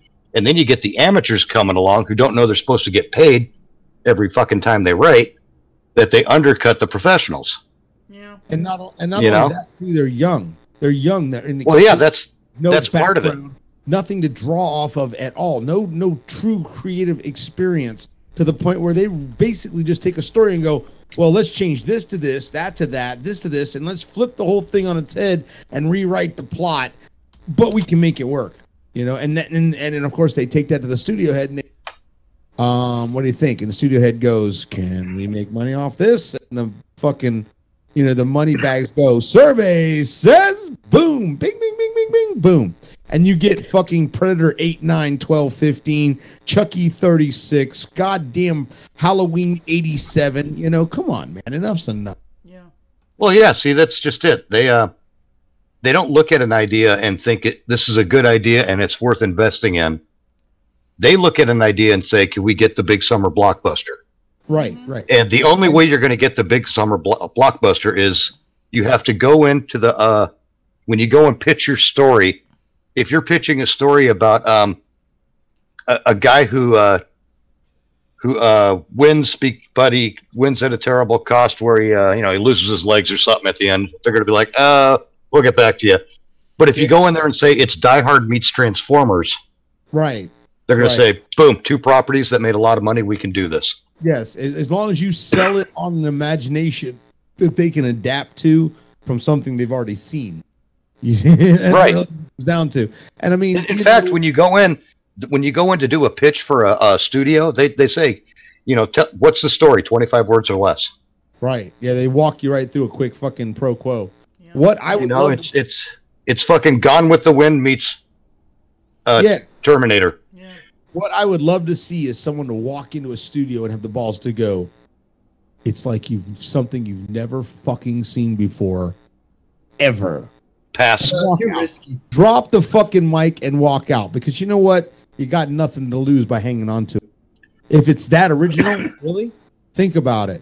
I've been sitting on songs that I've written for over, 12, 15 years now. Some really good stuff. People like Sony and a few others have said, hey, dude, we very interesting music. And I went, no, wait. Now I might have waited too long, but that's not the point. When it comes to stories, if you pass Sup. Okay, here we go. The Whistler is another Tales of Suspense kind of thing. The Whistler was an American radio program running for a total of 13 years, from May 16th, 1942 till September 22nd, 1955. It was one of the most popular mystery dramas of its time. Signal Oil Company sponsored the program. The marketing catchphrase was, "Let that whistle be your signal" for the Signal Oil program, The Whistler. Oh, that's terrible. I know, right? That's fucking atrocious. I know. Okay. Really? Wait, I gotta wonder, what's The Whistler? The Whistler is like a guy telling a story. He introduces the story, and then the story rolls with the actors. It's a mystery suspense kind of thing. Well, I mean, doesn't the Whistler, sort of by virtue of being one who whistles, give himself away? It's like, holy shit, I should have known from the beginning, that's the Whistler. No, the Whistler already knows the answer and who done it, but he doesn't tell you. But he can This is like Kung Fu, dude. Remember the fucking TV series Kung Fu? The story was already over when you begin the story. He goes, looking back, this is what happened. And he goes through the whole story, and you get to watch. That is every film noir movie ever. Yep. Right. Yeah, pretty much. Isn't there a murderer Heck, that's called every the single Whistler? plot ever. Like everybody knows how, like the directors and everybody, they know how it's gonna end. The audience, that's the only person who really doesn't know. No. I'm talking about in terms of storytelling. I know. The story starts out with, it was a long 5 weeks. I had a really rough time. And then, bam, you're in 5 weeks ago, and you're watching shit develop to the point. So you already know the character survives. He's telling the story of what just happened. Yeah, but this is a storyteller that is totally disconnected from the story. So he just knows. Oh, okay, so the Whistler's not in the story. No, he's not. He's just sort of... He sets you up for it. But he's a walking narrator. What kind of name is the Whistler, though? I mean, I'm pretty sure I've heard of a murderer with that name. Guy that well, see, if they called him the Hummer, people would have taken it in a bit dirty way, Maybe. Well, I would say that the closest thing I can think of is Whistleblower. Like, there was a murderer called the Whimper. That wouldn't have been much better, though. Yeah. Well, whatever he's blowing, that's up to him. Shall we? Have you heard the strange tales of the Whistler? I'm about to. Was that a touch of music, or did someone flush the toilet? Ow, my head. Oh, Jesus, dude. Stop whistling. What the fuck, guy? Are you? Is he telling stories from the Old West? She wants me to leave. Wants me out of the way. Sure, so she can have everything for herself. Well, I ain't gonna let her. I'll kill her first. Whoa! Saturday night, and again, CBS presents The Whistler. The Whistler. I, the Whistler, know many things. The Sniffer. For I walk by night. I know many strange tales, many secrets hidden in the hearts of men and women who stepped into the shadows. Heavy breather. And so I tell you tonight the unusual story of justice. The elderly John Henderson, a well-to-do farmer in the Middle West, a widower with a son of 18, recently married a young woman named Martha, a girl from the city. The coming of the war... whistling booger while making out her. Mr. Henderson, and in the past few months, the shortage of hands and overwork have been too much for his aging heart. It has been necessary for him to take to his bed. I had a shortage of hands, and my balls have itched ever since. Farm to his eccentric son, Matthew. Oh, Lordy. Father, I want to talk to you. What's wrong now, Matt? I got to talk to you. Well, come in and talk. I'm not staying here any longer. Get out, I'm leaving. whatever. Talk. That's all you do. I just want to get bent over the desk. That woman? I ain't gonna. Don't I have trouble enough without you squawking all the time? What is it now? I know more about this farm than she does. Who does she think she is? Marta is my wife, Matt. She's a good woman, and she's trying her best to be a mother to you. But you're too pig-headed Now to give get her in there and get your mother. pants off. She's nothing but a nasty... That'll be enough out of you. She don't like me, Well, I don't like her. Mitch, so it doesn't help. I'll get out of this bed and whale the daylights out of you. Not helping me any. Maybe she's got you, Buffalo, but I know she's Yeah, here I for know, no 'cause good. that's Did your you name. hear me? Oh, she's making a fool out of you. Do this, do that, do this. I hate her. You better shut up, Matthew. Oh, she's a devil, a scheming devil. You lazy, good-for-nothing brat. Get out of here. I'm not lazy. She's been telling you that. She hasn't said a word that isn't the truth. She wants me to leave. Wants me out of the way. Sure, so she can have everything for herself. Well, I ain't gonna let her. I'll kill her first. You what? Nothing. Get out of this room, you little fool. Get out. Get out of this room. house. I won't. Unless That's just what she you wants. She remove wants your me out, so you clothing. can leave everything to her. So you'll change your will. I'll change my will. And I want you good and lathered up for next To time. think that I should have such an idiot for a son. What on earth is going on in You here? don't have idiots What's all for the a shouting son. about? This is None of your the business. days. It's the American way. You ought to know. How do you feel, John? I was all right, Marta, till this crazy whippersnapper come in here. You better leave the room, Matt. You know better than to excite your father. You know he has high blood pressure. Whippersnapper sounds like a sex I toy. remember that, but I notice you do. Oh, hello, my dear. Would you like to meet my whippersnapper? I wish I could understand that boy. He's certainly a problem. Forget about it, John. He's very young. Oh, I can't understand why he dislikes you so much, Marta. He's determined that no one will take his mother's place. I've done everything I'm trying to train him to I sodomize suppose your it's mom. because I'm so much younger than his mother would have been. I could just gain his confidence. Yes, Marta, that's the problem. He's really a good boy, but he's made up his mind to dislike me. He's got erectile I'm driving dysfunction. him. There's so many things to be done He's around not even here. my With a shortage age. of hands, it's almost impossible to carry on. Yes, I know. And I appreciate your interest, Marta. I know you're doing your best. I only wish I But could by get up God, from your here nipples and are do too something. saggy. Don't worry, darling. I got this letter this morning. Henry Jacobs, he was with me for 10 years. He was wounded in action, and he'll be released from the hospital in San Francisco in a week. Says he's coming back here. Back here to work? I don't know. I hope so. We could certainly use him. Oh, John, that would be wonderful. He's been discharged, but I've no idea what condition he's in. But he's welcome any time. Whatever his condition, he can do something. You better try to rest now. Blackie was upset you terribly. Yeah. Worst porn music ever. 2 weeks passed, and all the while the enmity between Matt and Martha In the 50s, that was Boom Chicka Wow Wow. Then one morning, the long-awaited arrival of Henry Jacobs. But, you know, because of all the censors, they had to cover it up, and they had to call it brown chicken, white Well, chicken. things don't look the same around here. What's happened, man? Things ain't the same around here, Henry. Say not. Looks kind of run down. Oh. Yep. Well, that can be taken care of in We're short making order. cracks about I don't know. What's the wrong with ever-lovely, you, Sarpus? You'll find out. You just wait. Well, let's get on to making this cracks jalopy. about the ever-lovely... How many hands do you have now? What is Me? Halloween Just you. Well, no wonder things are run down. What do you mean by that? Where's your pup? Upstairs in bed. You're He asking ain't us well. to like grown adults. What are you talking about? Oh, we are live. Hello, by the Matt. way. Well, you must be Henry Jacobs. Yeah, that's right. I'm certainly glad to see you. I'm glad to see you. Yep. Who are you? She lives here. A makeshift costume so that With- she's not being a This is John chav. Henderson. And get What? Mrs. Yes, that's right. You mean your pop's married? Yeah, the old fool. Matt, please. Wow. Madwoman, what are you listening to? Congratulations, Miss Henderson.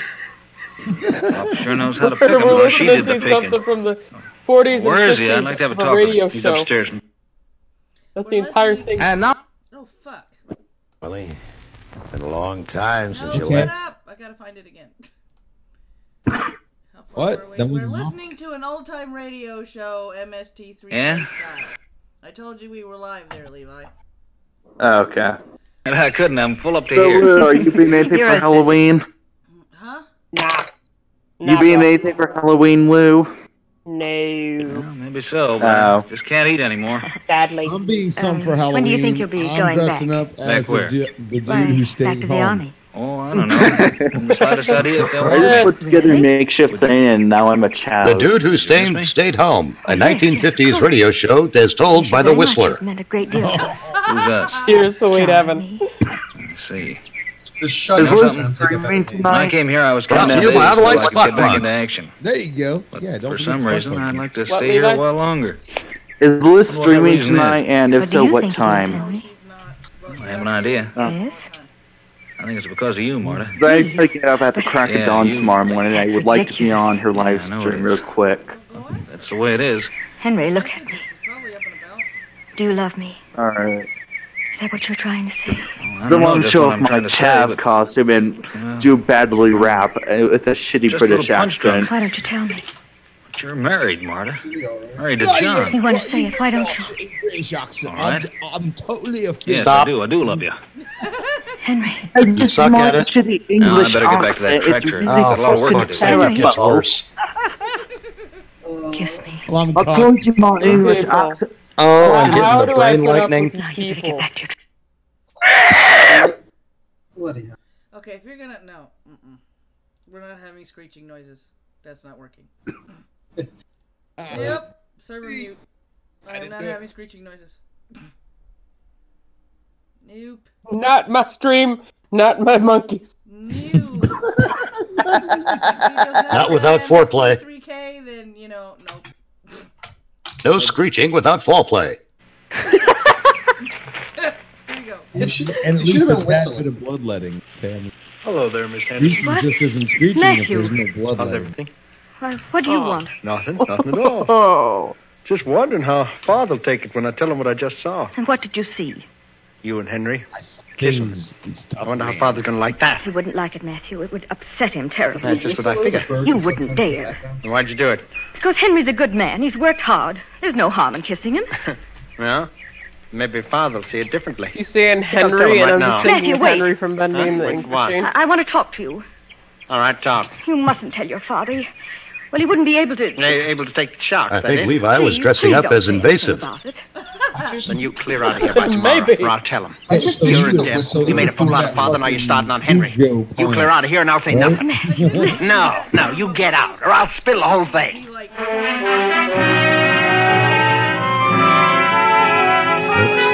He's no Lopez. I picture the Whistler Well, just sitting in a tree pretending Now to be a you bird are in watching a everything. precarious situation. Matthew really has Yeah, wearing like something to a talk suit about and a now. fucking fedora. And he means Yeah, what he exactly. says. Just sitting up there, Better think fast, sitting Martha. like a bird, but What are not you going looking to a do? thing like one, and no one notices him. Yeah, Mark? No. But he's catching all the details of these stories and relaying them to us via radio. What's upset you? If It's you like give- Batman. In 1953. done. Henry, Kick he him saw up one with Saw? like So a what? zoot He was suit, standing in the man, with bushes a long behind coat us. and He shit saw kinda us, and he heard creeping on a every branch. word we said. How do you know? The second you He's walked just away, doing he stepped inappropriate out. Spider-Man He poses. saw you kiss me. Well, no harm in that, is there? Well, for some reason, he's never liked me, Henry. Now he's threatened me. Threatened you? Yes, he says he's going to tell his father all about it. Naturally, he'll exaggerate everything. Where's the threat come in? Well, he's going to tell John unless I Well, leave here by tomorrow. He'll tell his Leave father here? that I'm a total whore. It's ridiculous. Why should you leave here? And that I belong like here. it. You worked hard around this place. In fact, I'm Why paying should you give them. it all up and walk out just because of what Matthew thinks? What he thinks doesn't make any difference. The trouble is what will happen when he tells Father. Yeah, Pool guy that's a and little, yeah. for the You know beach. what will It's all happen. good, Dad. John will be furious. He'll probably order us both out of the house. Think so? Well, of course he will. He'll believe everything Matthew tells him. He'll cut me off without I'm a using dowry. all that You'll sperm get to a create my own divorce. shampoo. Do you realize what this means? Yeah. What is this, a feminist? I have an interest in this place. I've worked hard, and I don't intend to give it up. She worked hard. Yeah, she works hard on her back. There's You nothing beat better me than to to have it. his father turn against me. Confound that good-for-nothing little troublemaker. Whoring. Oh, sorry. Well, I don't want anything. She sucks hard for the money. Yeah. Maybe I can explain Oh, to the for old that man. money. Just say Matthew was imagining things, that there was nothing to it. In the 80s, they'll make a movie about her called Suck Hard. Probably not. And Suck Shame Hard the with a old man has vengeance. such a half-baked son. And then Live free or suck hard. Well, in this condition, the old boy's liable to depart any day. He's pretty bad off. Yes. Yeah. Her name will be Joan McClade. Man's half the property will go to you and half to Two Matthew. of them. That's right. But if Matthew No. stirs up trouble, you'll get nothing. Maybe you'll get it all. You're not my real mother. Clit. Fast Wouldn't and it fair, fuckery. Henry? Wouldn't it right? With 8 sequels. What can be done about it? Fuckery, All fuckery, right, now, fuckery. That is Mitch's something word, and I could be hate to done. say I've now adapted to it. I love Tell it. you what.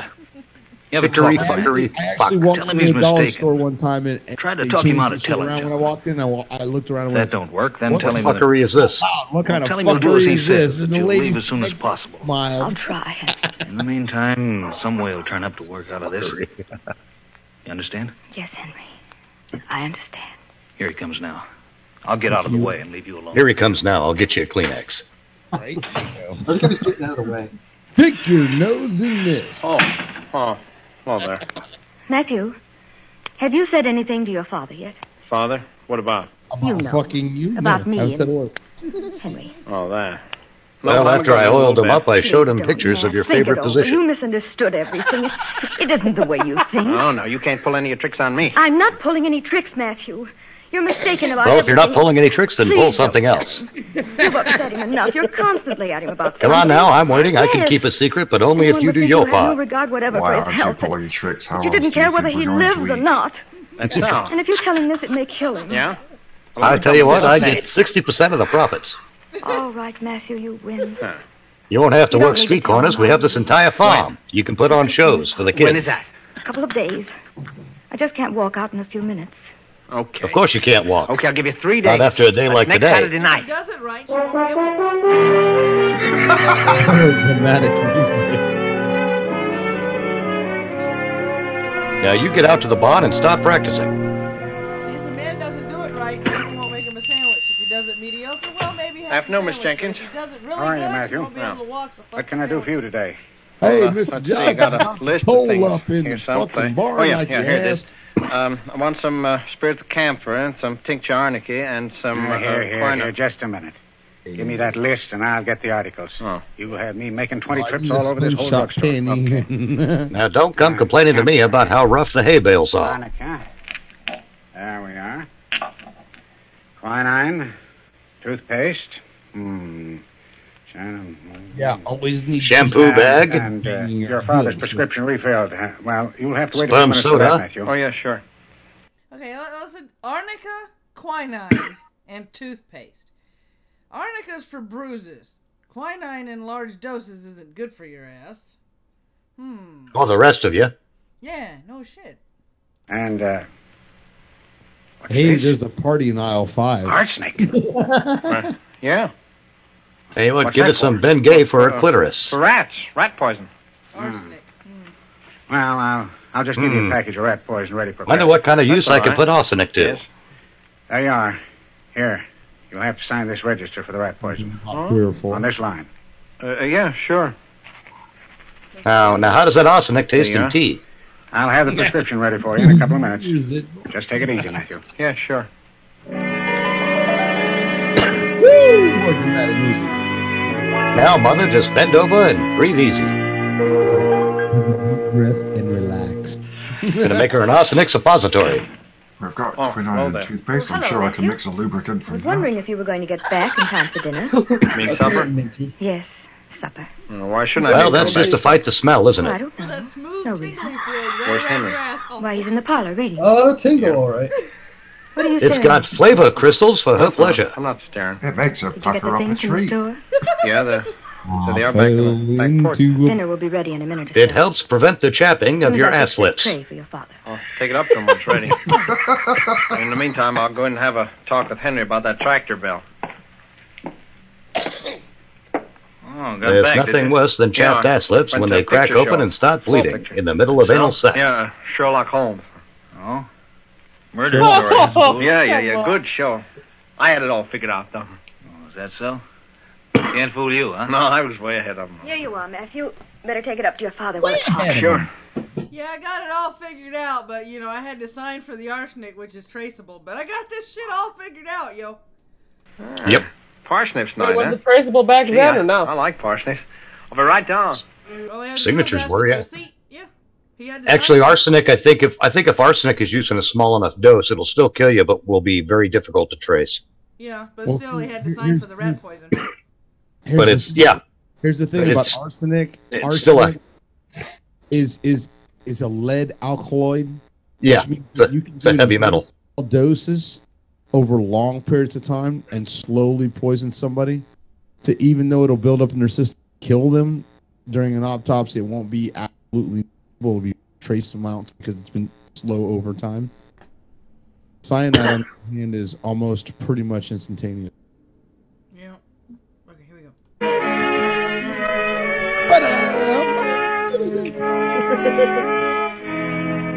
All through the meal, Matthew And as soon as I stop the breast section, I'll start in on my Each mother. out of the corner of his eye constantly watches the others. Come on. Matthew is the most silent and refuses to engage in conversation.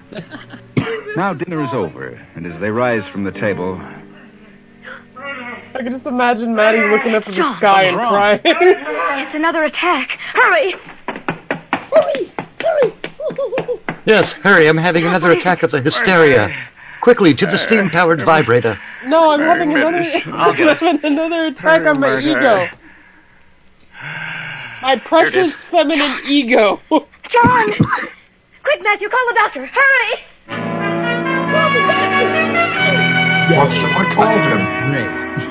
I just picture her screaming that bent too over. late for the doctor because John is gone. It's stuck! But the doctor comes, pronounces John dead, and leaves.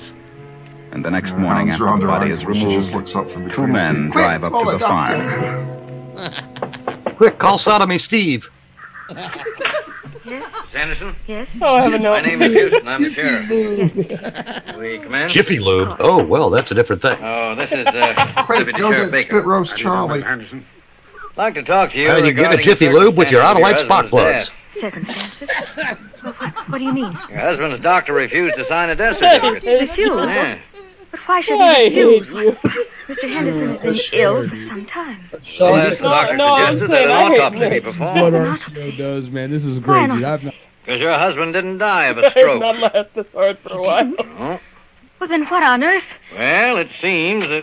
Well, your husband didn't die, but he was left with a permanent direction. Go ride it, Wrong, baby, Marty. while you Henry can. Jacobs. That's the spark plugs. I'm Houston, the Before- sheriff. Sheriff. And, how are you? We were Matthew? thinking of planting him in the field and using him as a fence What are you post. doing here? We'll get to that in a minute, Matthew. Might have about Sheriff maybe says that 12 John minutes didn't before die hours, of depending on the stroke. weather. What? That's right. The doctor suggested an autopsy. It was performed and a content of arsenic was found. Arsenic? Arsenic. John Henderson was poisoned. The doctor recognized the symptoms. He examined the food served John last night and became suspicious. He brought some of it with him. Arsenic was found in the parsnips. Parsnips? Did you prepare the food, Mrs. Henderson? Of course. Did you by any chance put anything in the food? Certainly not. Where would I Well, get just some Viagra. Do you have any arsenic Well, or rat let me ask poison you on the this. place? No, It not a was bit. found in the Get some parsnip. tomorrow. Who the fuck eats Better check the parsnip? premises thoroughly. Nobody in the food 21st your husband- century, No. Right? Matthew Parsnips took it are to awesome. But I didn't put anything in it. Why except should I? Derricor. According All to right, Dr. you Stevens, and you me. and Well, your well, husband were quarreling it's a part lot. of But I didn't put anything in the food. traditional I didn't. Sunday And dinner. why over did you in buy the a box UK. of rat poison at the drugstore Right, yesterday? well, you Send know, a little we box forgive of rat you. poison for a farm this size. Why? No, I was just thinking of Why? Celestial Because she Parsnip wanted or it. She told me to whoever get it. seepage You on signed Twitter. for it. She did it. She told me to Anal get it. She's seepage. the one who did it. Matthew, Hey, listen. parsnips. I never said a word Parsnip about rat sounds like poison. something that grows We always about your buy by the scrotum. pound. She's a liar. She wanted Father's Yeah, I die. know. She couldn't change his will. Like, Jesus Christ, you know, I was going to go do that nude photo shoot, but I got a case of the parsnips. I didn't know. I gave it her. Come on, where is it? I never even saw it, Sheriff. He's lying. Matthew and his Parsnips father been embarrassing you? Yes. Try our new Sorry, toothpaste Matthew, you and forced me to tell the arsenic The cream. devil. I knew she was here for no good. She did it. Just rub it She's in. gonna kill me too. I know. I know she's the devil. Stop yelling, will you? Will disappear. You can rub it out just like a yeast infection. Accepting this. Dear Evan. Rat poison. Oh, you find this box? In that room there. Prevent yourself from looking like two radishes and more like a I didn't put it there. She did. She I put am it there. happy He as didn't know fuck, such a Mitch. thing. You are. Are you suffering from cauliflower crotch? I know. All right, come on, Matthew. Oh, I You're a hate bit too hot under cauliflower the collar. crotch. We'll take you away. The You can cool off for a smell, while. the fucking bumpy ridges, just not. Oh God, cauliflower cheese. It's only did he really crack- bad when did your he eyes start to crack water. for it or something? There you go. You walked right into it, Matthew. Let me tell you a story about my wife and her cauliflower crotch. You shouldn't have bought that little package of rat poison for so large a farm. Why, I tell you, she No, smelled so Madison. bad, I went down there and I thought I could hear Now seagulls. you're trapped. Oh, shit. Yes, the trial is did. over. Matthew. There were two kids down there with a bucket of fish trying to Several feed months the have seals. passed, and Martha and Henry are still running the farm. That was her Martha has last inherited trick. all the property, even The Matthew's last share. trick. Wow. And true, Martha and Henry are now married. There were two whaling ships Enjoy your present. dinner, Henry? Oh, They were yeah. stalking. Very good. You didn't Dolphins were getting caught in the Well, nets. just wasn't very hungry, Marta. Oh, She wasn't. why not? I'm telling you, know. Steve, she smelled like an Just not anchovy's cunt. What's on your mind, Henry? After it had been Nothing used in in They don't the- even have Nothing's them. bothering you the last few days. I don't know. Please don't tell me get they were to thinking filming about Deadliest Catch as well. Things in general. Farm and us. And Matthew. Matthew, Yeah. And by God, that's when I started You can't using Old understand it. Spice. He was just all mixed up on everything.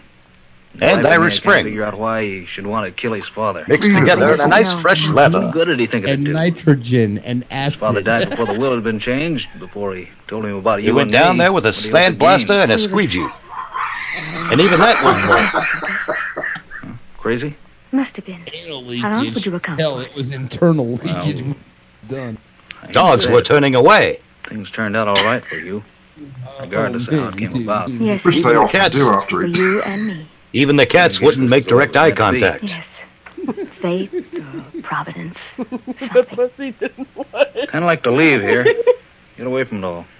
Listen, for those Why not? listening, There are plenty if other you do places. not understand Besides, the possibility farming's a that tough thing these something's days. Somebody's got to poor run the and farm. So Yeah, rank but- and so nasty that cats would turn away. Not under the conditions by which we happen to be running this one. You got problems, feel- man.